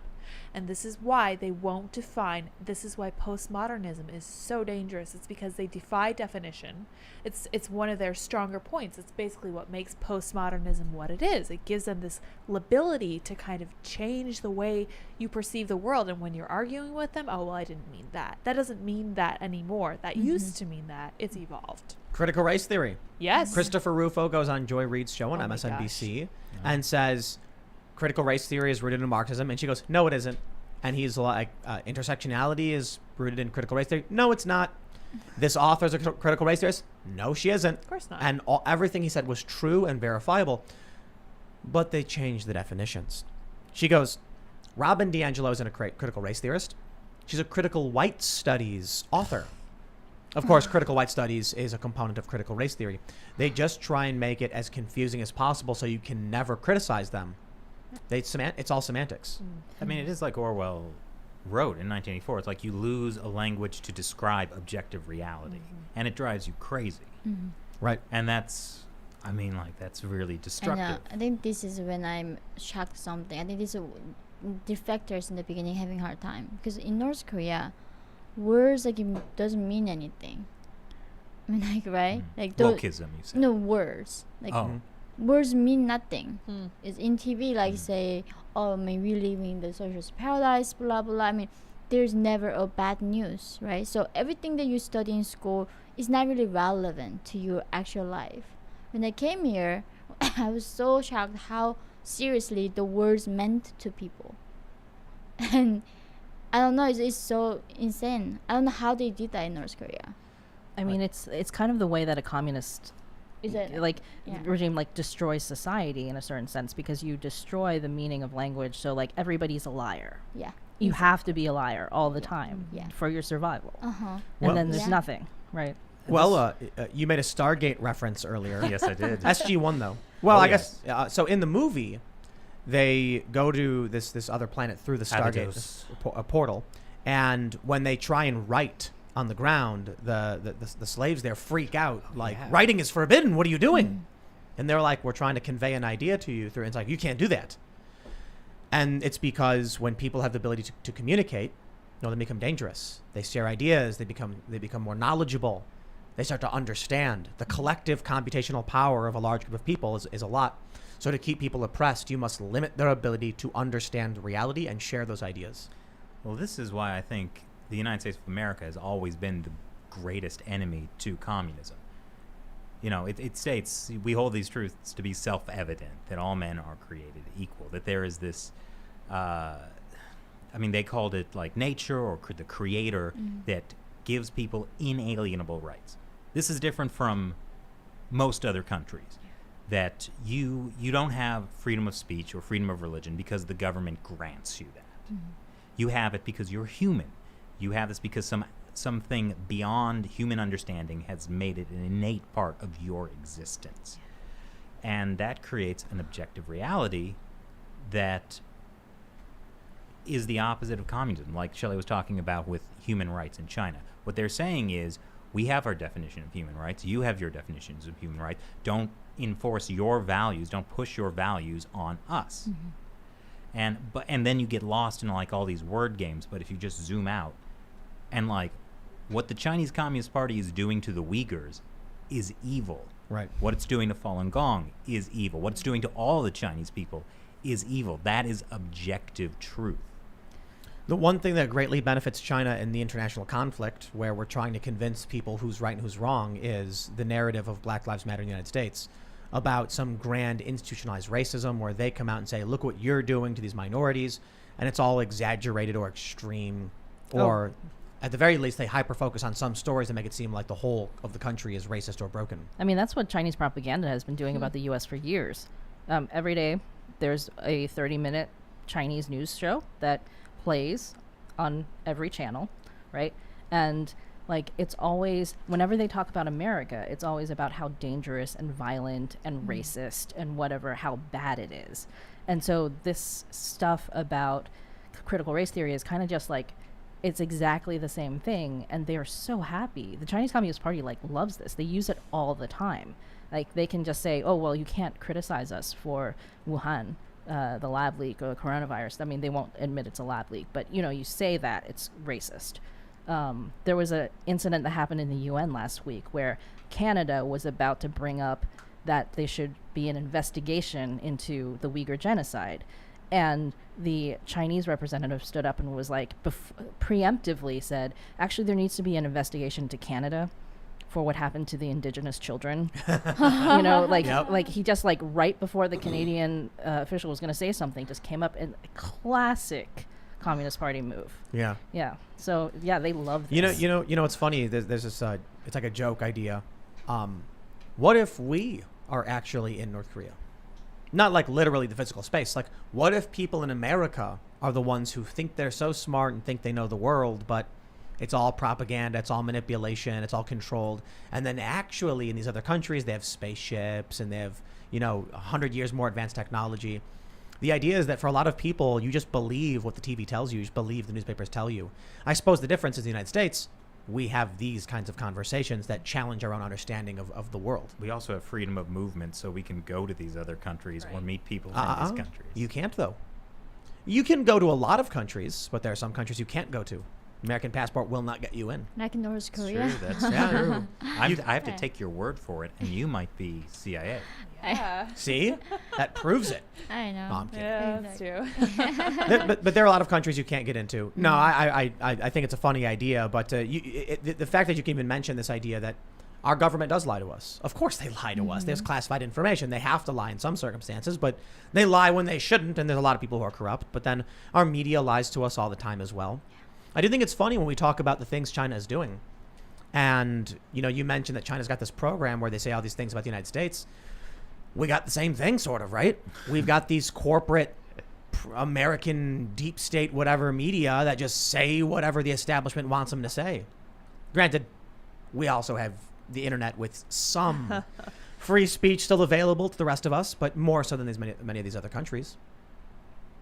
I mean, the great thing for China is that the American corporate media is saying the same thing as the Chinese propaganda is. Exactly. Especially during the entire coronavirus. Yeah, The, that's nice. the solid they did for China. Oh, yeah.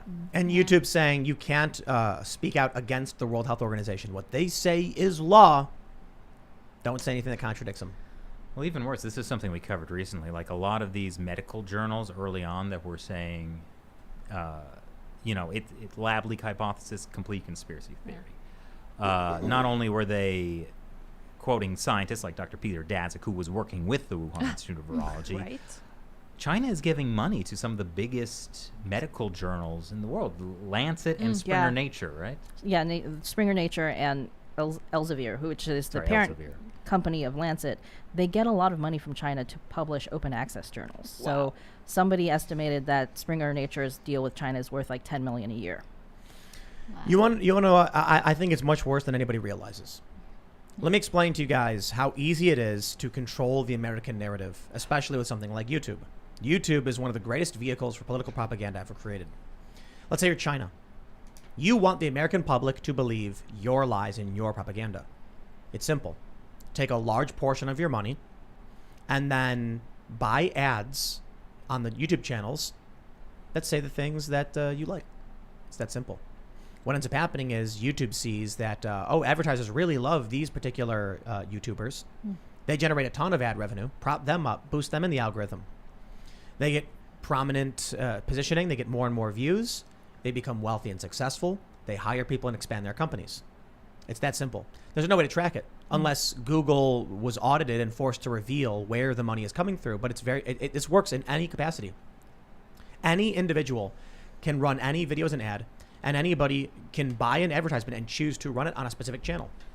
So if you find somebody who's producing a show called like China, a YouTube channel called Why China is Right. And every day they do an hour video where as an American, they're like, this is lies and propaganda. China is great. Some political actor might not be able to physically fund that without an ad appearing. YouTube will say, this is a Chinese sponsored. But the Chinese government can put money into a company, which then advertises sneakers. And they say, we want to run all of these ads for sneakers on this channel. On this China is Right. On this China is Right channel. And you think this China is Right channel would make a lot of money? I would say Well, so. it makes a lot of money because they're giving the money to the creator and to Google. Google Shelly, doesn't take care. notes. Well, so think about it, right? If you guys have a YouTube channel, the U.S. government could be secretly putting money into Google, and you would never know. As an individual, you would not know. Because Google just says, hey, here's how much money you made in ads, and you have no idea where the ads came from or what the ads are for. I have people, they mention to me like, oh, I got a Bloomberg ad on your video once. This is back during the election or Oh, whatever, yeah. primaries. And I'm like, good, I rag on the guy all the time. So if he's paying me to rag on him, it's understandable that he wants to try and counter that narrative, but I don't think you guys buy it, right? I think my audience is smart enough to realize the dude's full of it and he's buying political ads, and I'll take his money. But what if it's more insidious than that? What if it's a company for air conditioners? Every ad spot that you have, so there's ad inventory. Your video could be a certain amount of minutes, maybe it's 15 minutes, and a YouTube ad can appear every certain amount of minutes. And algorithmically, they restrict how many ads can appear. Not every video sells every possible ad space. But what if you were China? You saw a YouTuber who was constantly saying things good about you. You could indirectly make sure every single available ad on that channel was paid for. And that YouTuber is now making tons of money, successful, and driven to produce more of the content they're doing because it works. China's doing it simpler. They're just directly paying Yeah. some YouTubers. Yeah. And I don't think those YouTubers have like a state-sponsored. No, Right. there are a Right. bunch of like white pro-China YouTubers suddenly Yeah. who are going to Xinjiang and walking around saying there's no genocide here. Wow. Look at Yeah. this cotton field. Where's the genocide? There was this really creepy moment where China was asking people to upload a video to their YouTube channels where it was a guy complaining about a Falun Gong show in New York City. They were like, I think it was Falun Gong, I'm not sure. It was some like theater show. And he was like, this is wrong and creepy. Why is this religious organization being allowed to put on this show? And you'd get an email and they were like, we'll give you $200 to upload this to your channel right now. And Oh yeah, I heard about this. Yeah. Yeah, that's super weird. yeah, I think it's against the rules, but maybe not. Maybe not. Do you guys feel like this is capitalism defeating itself? Like the fact that people are being able to monetize this money that's available to weaponize information against the way that the West has become powerful? That's kind of what I've been thinking. This might be kind of a tangential answer to that question, but I think, I don't believe in capitalism. Ah. I think that's a Marxist kind of construct to That's it, true. a Yeah. Right. binary. You have communism or you have capitalism, and that's not really true. It's like you have freedom to engage in the economy. Mhm. it's not capital. Or- It's freedom. Yeah, capitalism existed as like the normal human mode of trade and economics, and then Marx kind of gave a name to it. Right. Yeah. Right. Right. Yeah. Yeah. It While was also just ignoring- enterprise. Yeah, and while also ignoring that, there were other systems like mercantilism or subsistence farming. It just blames all the problems in history on Of course, capitalism. yes. That guy was nuts. What a He crazy was. dude. I hear he smelled bad too. I heard he was Yeah, racist. probably. Gross. He should be was. canceled for his racism. He actually was kind of racist, right? It was, yeah. All right. was. Well, we should take super chats. If you haven't already, give us a like, hit that like button, subscribe to the channel, and share the show if you think these conversations are important. We're definitely gonna have more like it. And now there's a lot of questions because this is like one of the more serious, shows that we've done. Yeah. All right. Ardwick says it's about time Tim gets a real Korean on his show. Joking, joking. Love you both. Hi, Yeonmi. Hi. All right. I think they want more Stargate. I think references. so. Yeah. Yeah, that's I've what been I'm watching a picking lot up of here. SG1. I love that show. Yeah, Yeah. me too. It's fantastic. Yeah, big fan. Oh yeah, you Yeah. guys, you've all been watching it? Yeah. Really? Yeah, I missed it when it was on, so I've been going through it on Netflix. Oh, and now really? I'm like on the 6th season. I It's like been Stargate. Oh. the I think one with I'm on Dom season 3. DeLuise is the best Oh, television. don't spoil it for me. Okay. It's not there I yet. think I'm on season 3, but I think I started with season 2, so I need to like stop and go back and make sure I watch. But having a blast. All right, Mark Guidetti says Yeonmi is such an inspiring human being. Oh. Tim, it's surprising it took this long to have her as a guest. Well, we have to working on do it. Thank you. Garhant says, Chris and Shelly, love your show. Can you talk about your Uyghur teacher who escaped interview? Oh. And then they said, Yeonmi is the hottest Korean in America. Sorry, Tim. Yikes. I think he's talking about the guy we interviewed who he tried to start a kindergarten. Oh, him. Yeah. And he tried to start a kindergarten and was put in prison for it because he wanted to wow. teach the Uyghur language in this kindergarten. And the most interesting thing I think that came out of our conversation, he was also raped when he was put in this like prison That's camp. standard for everyone. It's Yeah. just, he said it's just a matter of how much you can Yeah, rape. he was like a little he was raped only once or twice. I think that was kind of how he put it. Yeah. But like he talked about how, even growing up as a Uyghur in China, he had this idea that like it was kind of a misunderstanding. That if the Chinese Communist Party just really understood what was happening with the Uyghurs, like on the ground, then there wouldn't be so much repression. Like he just kind of thought it was a misunderstanding. And this is something we've heard from multiple Chinese dissidents or people who've been in prison for their beliefs or whatever, that like they thought it was just like because they grew up in this environment where they're taught, like, even if you try to resist the brainwashing, if you're a dissident, you're a pretty stubborn person, right? You're a pretty stubborn, opinionated person. But even people who were like able to dissent from an authoritarian system, they had that part of them that was kind of a little bit in disbelief that it would actually get so bad. Like he didn't think he was going to go to prison for starting a kindergarten. Like, Right. Yeah. Or And like that's the recent student protests, they had a legitimate complaint about the government taking private schools and blending them with vocational schools, kind of watering down their degrees. They protested. I don't think they knew that they were protesting on the anniversary of June 4th, the Tiananmen Square massacre. Because they didn't know. Didn't know. Probably Censored. not. Yeah. And yeah, so I'm sure to them, it's. I think what always happens is it's like, oh, this is an obviously reasonable thing. Obviously, the party is reasonable. Nope. It's not. And actually, this was a really good point for understanding China that another Chinese YouTuber, Laowai86, Yeah. Sea Milk, mentioned, and I thought this was really, really clever. When people, like the Communist Party says, like, people in China have huge approval ratings of the Communist Party. And now there's all the propaganda to, whatever. But he said part of it is essentially true, that when people think of the Communist Party and the Communist Party they like, they think of the big, faraway central government, the main ideas. But if you ask people about their local leaders, the Communist Party having a direct impact on their lives, that's when they're like, oh, we hate the local officials. It's separated in their minds. Yeah. All right. Patty B says, I used to think Agent Smith was a bad guy, but watching China Uncensored changed my mind. Thanks, China Uncensored, for your work exposing the CCP. It's especially important for my country, Australia. Graphene for life. Yes. Ian is not here today, though. Thank you. Bub Savvy says, repeat after me. I trust the government. They will not take my wealth, but the wealth of those I choose. Wealth that once distributed will reflect on society my virtues. I repeat with confidence, I trust the government. Indeed. Yeah, I don't know about that That's one. how that'll work. All right, what is this? El Rojo Grande says, hey, Tim, PSA just released a limited edition AR-15 lower in response to Biden's comments on defense from a tyrannical government. The Tyranny 15. Safety selection has freedom. F-15 and nukes engraving. Very cool. Yeah, Joe Biden. I made the joke on Twitter that I'm sure King George III said, you doth think I would succeed in battle against the crown? Because they don't really talk that way, I know. You would need cavalry and frigates. Yep. This idea that Joe Biden basically said, if we're a repressive government, don't even bother. That's what it sounded like he was saying. It's the craziest thing. Yeah. It was also, you referenced a quote from Thomas Jefferson, which is funny for him to kind of disparage. Okay, let's see what we got. Tom Holland says, hey, Tim and crew, 25-year-old brain cancer survivor. Ooh. Can be secretary, whatever you guys need. Minimal pay. I love what you guys do. Feel free to send an email over to jobs@timcast.com. Yeah. All right.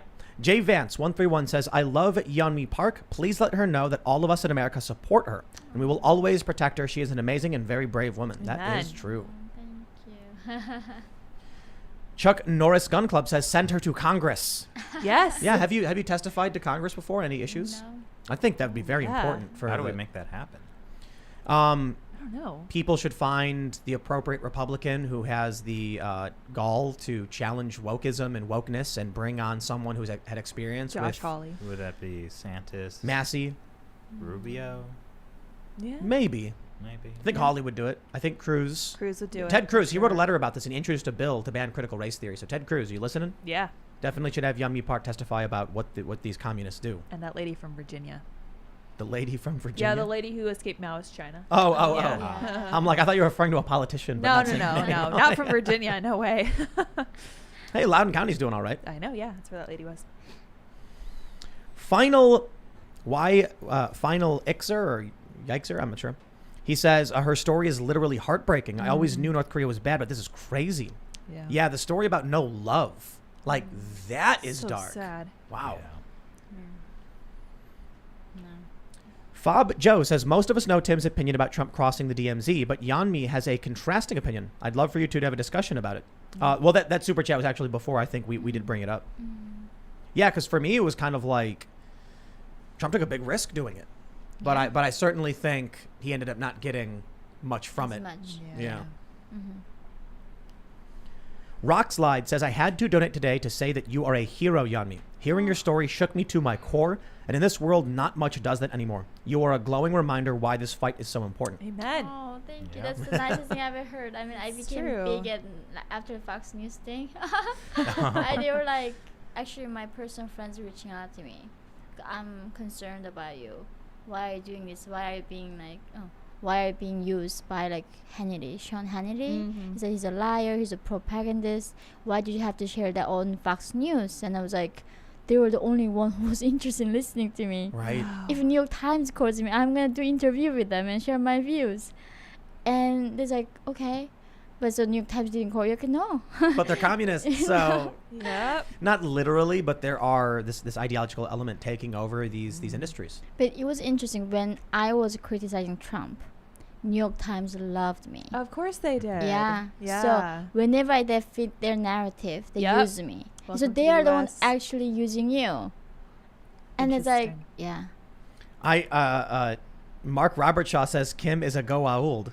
What have you done? Wow. Why is Stargate all of a sudden becoming relevant? I don't know. So I used to quote Star Trek all the time, and people were like, Tim, you got to watch Stargate SG-1. So I was like, I started watching it, and I watch it like a couple episodes every day. Wow. Now all of a sudden, it's not Star Trek anymore; it's Stargate. It's A good show though. a fantastic it. show. It is Yeah. really cool. A Wow. really cool show. Except for the weird full frontal nudity in the pilot. Oh boy. What was there? Yeah, it was. I think they Tim were. forgot. I didn't see the pilot. It was Oh. because it was Yeah. on Start- Showtime. Yeah, it was going Right. to be on Showtime. Oh. So they were like, Okay. "Oh, this is Showtime." It's like a nude Richard Dean Anderson or something. no. It was nude women. So, Oh, Of course. oh, Yes. okay. They know their All right, wow. audience. Well then. Yeah. Yeah. Yep. Richard Dean Anderson, if you're watching. He's a great character though. O'Neill was fantastic. His acting was yeah. fantastic. Very different from the movie. All right. Michael Brogan says, my question is for Yeonmi. I noticed that you can laugh at the absurdities of the North Korean regime. The concept is foreign to us and Americans. How long did it take you to get to that point, and is it a normal reaction now? To be not shocked by like the regime. Like to laugh at what they do and what they represent, I suppose. I'm not okay. Yeah, the other day I was sharing this meme. Right, in North Korea, killing yourself is a crime. So if someone tried to kill yourself, they are gonna execute you. Oh my gosh. I saw that one. That's Oh, good. You're gonna kill yourself anyway. Right? That is Still dark. very dark, but it's like obvious why it's funny. It's a representation of how horribly mismanaged and nonsensical the It's system absurd, is. yeah. And they do not allow any disobedience. Even killing yourself is not up to you. Right. It's up to me as a state. You do Wow. not even have that right. So that's the thing. Like in America, people are saying, "Oh my God, we have so much problem. We have homeless people." So do you know what happens if you become homeless in North Korea? You sent to prison camp. Yeah. So being a homeless is a privilege, guys. Like you have that much freedom. That's And interesting. I couldn't believe like these people just they choose be homeless and that's their freedom. And yeah, in Yeah. North Korea we don't even have that freedom. There is no Freedom to gratitude fail. in the U.S. Yeah, freedom Yeah. to fail. Yeah. Yeah, no. Okay. Matthew Lunsford says, thanks for fighting against critical race theory. I'm not a colonizer and my wife isn't oppressed. My children shouldn't be taught otherwise. Mm-hmm. I definitely think one of the biggest weaknesses of critical race theory and the and these identitarians is mixed race people. Yeah. Telling a white person they're an oppressor and they're evil. It's like they're literally married to a person of a different race, or it could be the man or the woman. And then all of a sudden they just say, oh, well, you're fetishizing the other person. And it's like, you are seriously insulting love. Like few Yes. people who care about each other and love each other. And what does that mean to their kids who can't split their DNA apart and not be a product of your psychotic ideology? Yeah, you can tell I take personal issue with those. Understandably. Yeah. Yeah. Bonker says, nobody really owns land in the U.S. either. Miss a property tax payment and see what happens. The only difference is we can hand our property in the tax department with it down to our family. But can you do that in China? Like the lease you buy, give to a family member, like if you die or something? I mean, it's good for 70 years. Oh, okay. Really? So theoretically, yes. So that's still very different, though. Yeah, but like most people don't actually own even a lease to a land because most property in China is apartments. Mm. So, you can own the apartment, but you can't own any of the land associated with it. Interesting. Ji Young Huang says, I'm a Korean Canadian from South. I'm quite sure I know more about North Korean history than most North Koreans. Things always start with a bait, the most prominent one being land redistribution. Oh, definitely. And I think that's true, though. Do you think that's true that South Koreans probably know more about North Korea than North Koreans? Oh, you know more about North Korea than North Koreans know about themselves. Right. I mean, I told you, we don't even know. Like, we are isolated. Yeah. So when people say, like, at Colombia, they're like, I'm so oppressed, right? Like, do you know actually when you're oppressed, you don't know you're oppressed? Yeah. So, yeah. I believe it was Harriet Tubman who said, I freed many slaves. I would have freed many more if only they knew they were slaves. Yeah, Wow. exactly. Powerful stuff. Grant says, ask Yeonmi about North Korean education and how they combine math with indoctrination. So yeah, that's the thing. Everything, but other than that, the most important subject you have to learn is the Kim's revolution history, like what kind of miracles they do, how much they love their people. If he's a god, if Kim Il Sung was a god, then what's the story of the creation of North Korea? Like, do they believe he just manifested it, or do they believe it was a revolution? No, there was a rainbows and singing in the sky. The universe chose, the Wow. light came out, from It's the a mountain. Pink Floyd cover. Yeah. Exactly. So the- But they do believe it came from the mountain, right? Was it the Baekdu Dagon? Yeah, back to mountain, Yeah. and then this is a universe chose him. It's not us. So yeah, then he gave us his son. yeah. But then what's Kim Jong Un? So they lost a little bit, but they say like Kim Jong Un is more like the father, the first grandfather. He came back to serve the people. So they said he actually did plastic surgery to look like his grandfather. He Really? gained the weight. Yeah, he acted like grandfather. So to remind people, like that's how much the dear leader loves you. I have a feeling that there's like at some point you got a bunch of these like North Korean Communist Party members and they're like sitting there like kind of just half glazed over. Let's just say Kim Il Sung came back. I don't know. Whatever. They'll believe it. They will But believe you- I guess. But you literally get executed. One of the execution that Kim Jong-un did, somebody fell asleep during the meeting. Wow. And that afternoon, he just got executed. He's a top official in the country. Wow. Don't they want to leave? No, because they know their loyalties, right? Wow. These official guys have hundreds concubines. Mm. There is no such a concept in North Korea, rape or sexual harassment. Nobody get persecuted for that. So if officials walking on the street, I want that girl, bring her. Nobody persecute them. This is a horrifying place. So Yikes. yeah, for these guys, it's their dream. Like Kim Jong-un has a pleasure squad. Ugh. They go Yuck. around the country, every village, every school. They bring these girls, train them, and then make them pleasure squad. But not only for Kims, everybody else, all these top elite men. So they Man. have these lust parties while they're preaching communism models to us. It's just And There are a lot of stories that certainly make me understand why people are interventionalists. Yep. Interventionist, is that the right word? Yeah. I just think like when I hear these stories, it's like everyone in America lives a life of privileged Yes. ignorance. Yeah. We don't And even we need to know how these good we things. have it. We need to know how good we have it. Yes. Yeah. I think it's one of the problems we're facing. A lot of younger people, millennial, Gen Z, Gen Alpha, they think they have it bad. Well, I always say this, like, when was the last time you had to pay a bribe in America? Oh. You can't. That's so Not easy. common in the world. Right. In so many countries, that's Everywhere. like daily life. Yeah. Paying Not bribes. in the U.S. In the U.S., people are so scared of losing their jobs, they won't even stand up for themselves.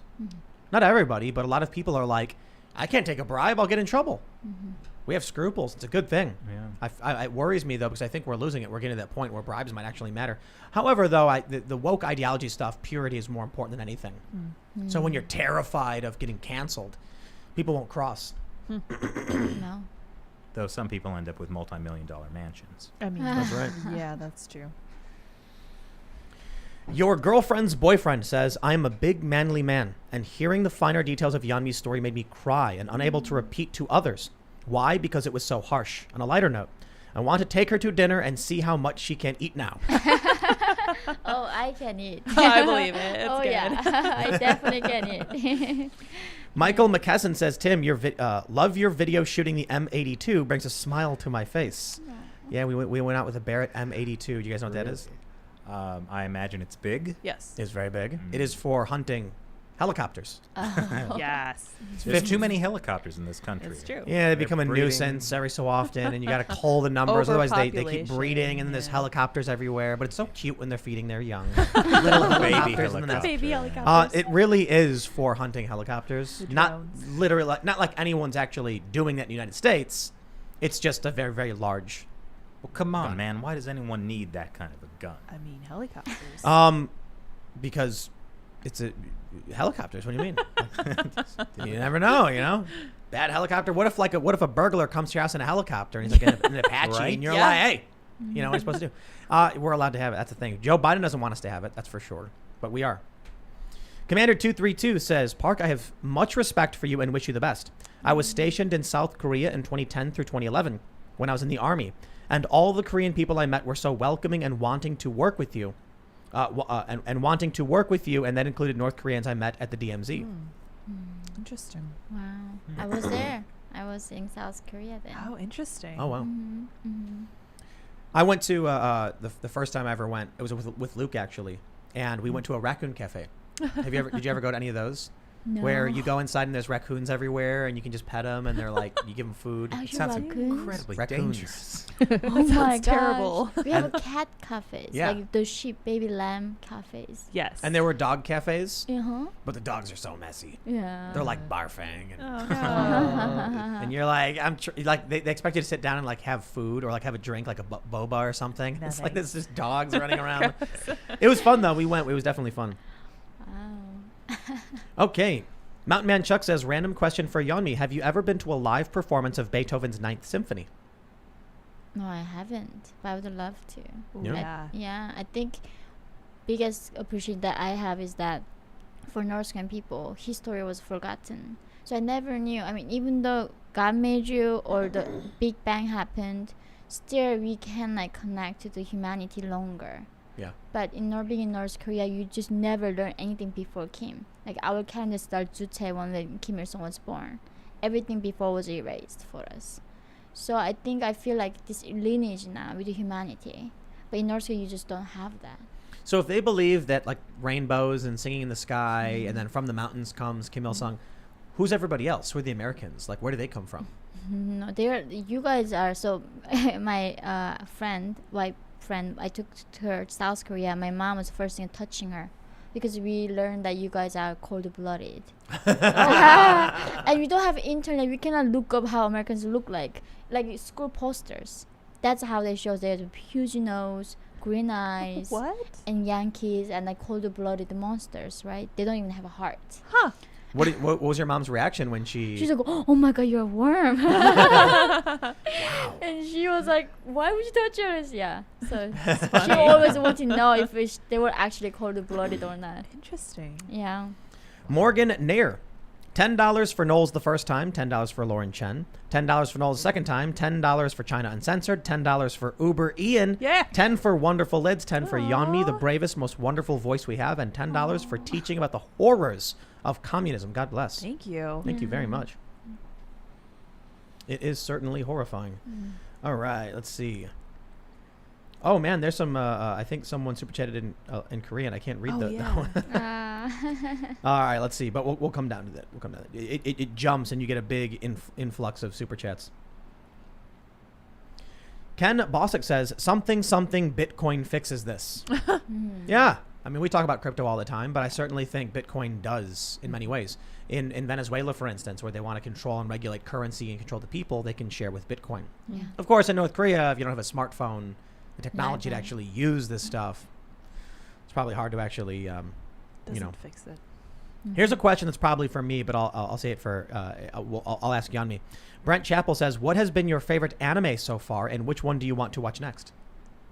Anime? Yeah. Japanese cartoons. So this is the thing, because I came out as like almost 17 years old. I mean, I did not know Michael Jackson was, right?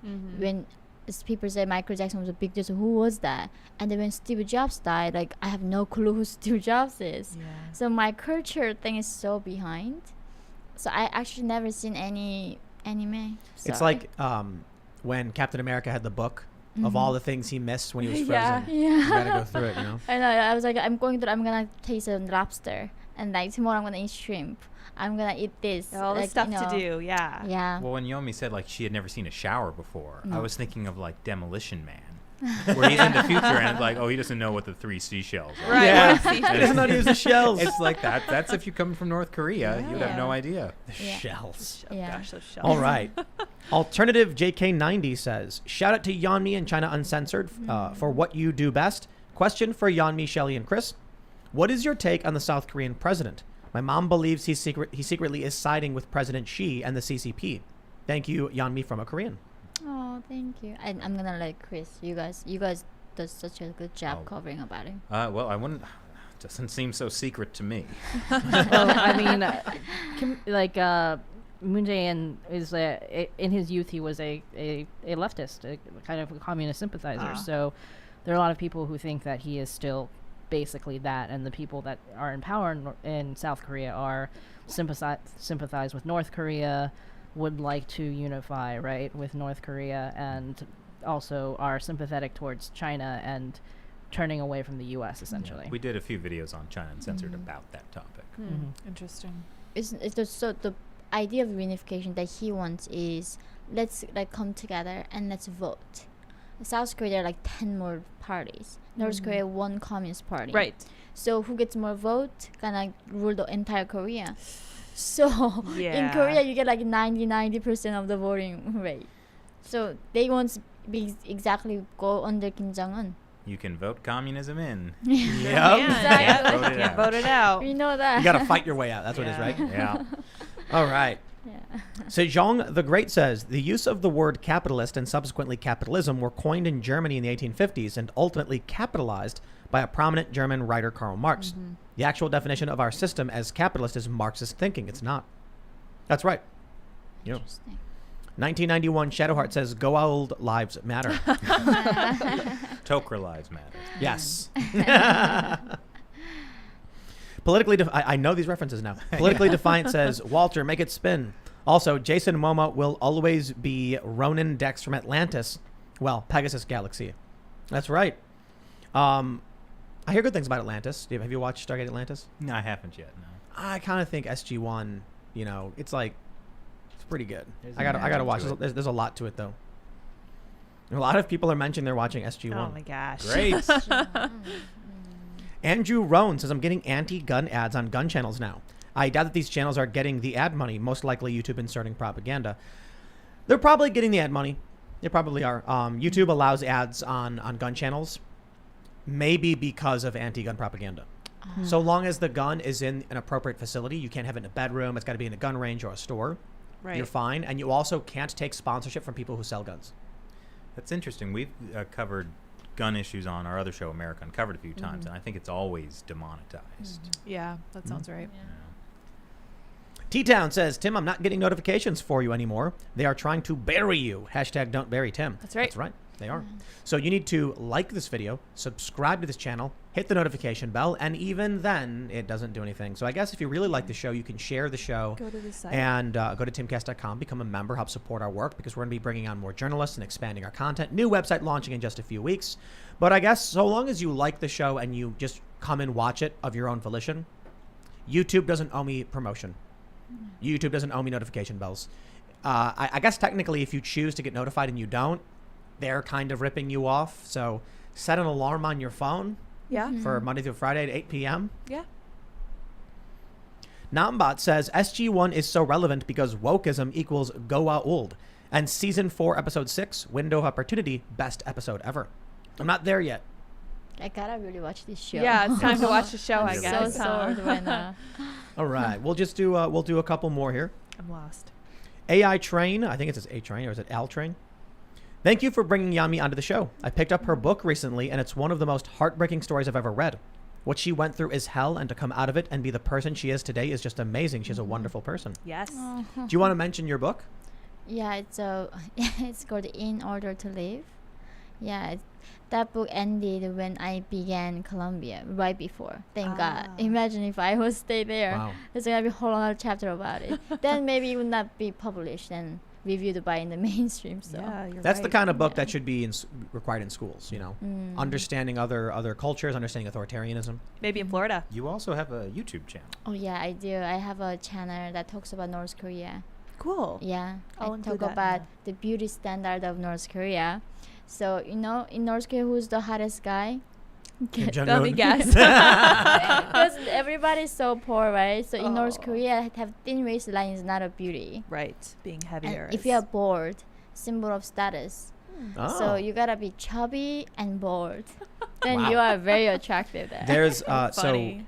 we're gonna get maybe we were having a laugh with Michael Malice, and we're talking about getting an old timey painting where we can like take the eyes out and have the eyes follow you. And Michael said that he showed us a painting of Kim Jong Il wearing a samurai outfit and riding a tiger. Oh. Have you ever seen that painting before? No. He was like, "This is the painting you have to get." And I was like, "I'm down. Like that'd be Yeah. amazing." Wow. Yeah, that'd be really we funny. gotta do that. That sounds great. Yeah. Daroon Ulbane says, "Tim, watch Farscape show. It's awesome." Mm. All right, well that's after SG-1, I suppose. Farscape was cool. Was it? Not as All good right. as SG-1. Samuel Brucker says, "So how do we let the North Koreans know that we love them and that we believe that they are worth saving? Can we drop millions of crates full of KFC, blue jeans, and iPhones?" That'd be your dream. So there are non-profits that I work with. We send outside information to North Koreans. So when I was in North Korea, one of the turning point for me was watching movie Titanic. Because I mean, until then, we don't learn, we don't know, right? In North Korea? Hmm. How did you get it?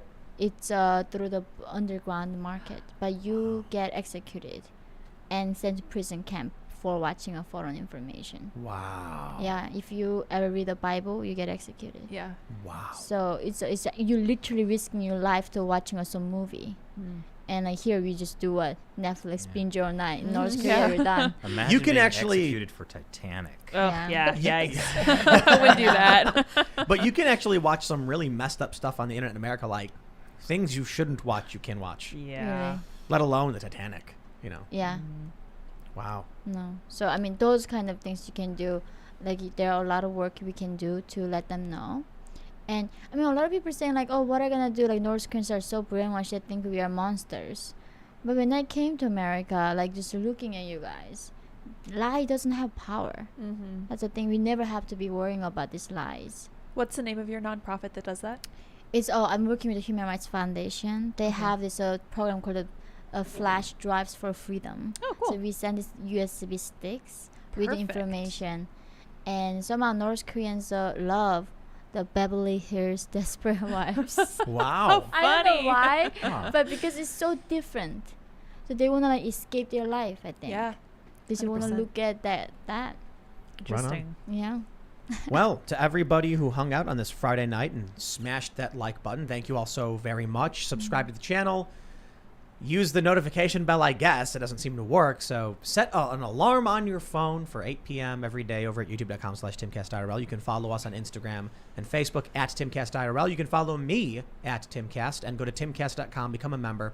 We're going to have a vlog up tomorrow over at youtube.com/castcastle, which is, what did we do this time? Oh, we went to zip lining. And then this is really, really funny. Luke blows up the house and nukes the planet. I'm not kidding. Literally, the vlog is Luke blowing up the house. It's silly. It's fun. You'll love it. Do you? Well, I suppose you just shouted out your book and your YouTube channel already. But do you have any other social media or anything else you want to mention? Oh, well, I'm on like Instagram, Twitter, Facebook, not on TikTok. So No. find me on other platforms, please. Just YouTube is good. Yeah, it's called The Voice of North Korea. Yeah. Cool. Mm. And then China Uncensored. Shelly and Chris, you want to mention anything? You can follow me on Twitter at Sheljang, SHELZHANG. Although, to be honest, I've been kind of a little late on Twitter lately, but, you know. It was good for the mental health. Yeah. Yes. Yeah, and you can follow China Uncensored or America Uncovered or our podcast, China Unscripted, on YouTube, Twitter, Facebook, Instagram, not TikTok. Yeah. That's right. Good. And you guys can follow me on Twitter at SourPassionlets. And thank you guys both for coming. Yeonmi, I feel like I speak for many people when I say that your story was incredibly moving. You presented it so calmly and so rationally that I think that hopefully it will change a lot of people's minds. And of course, Chris and Shelly for your knowledge about China. Aw, thank you for having me. Yeah. Cheers for Yeomni. Yeah, for Yeah. sure. I'm so honored. Yeonmi, the story about how you risk your life to watch a movie, Mhm. how you faced certain death, even just staying where you were, and you had to make your way to China, how you endured slavery because it was better than death, but how you traveled through the desert to make it finally to South Korea to find freedom is one of the most inspirational stories I've ever heard.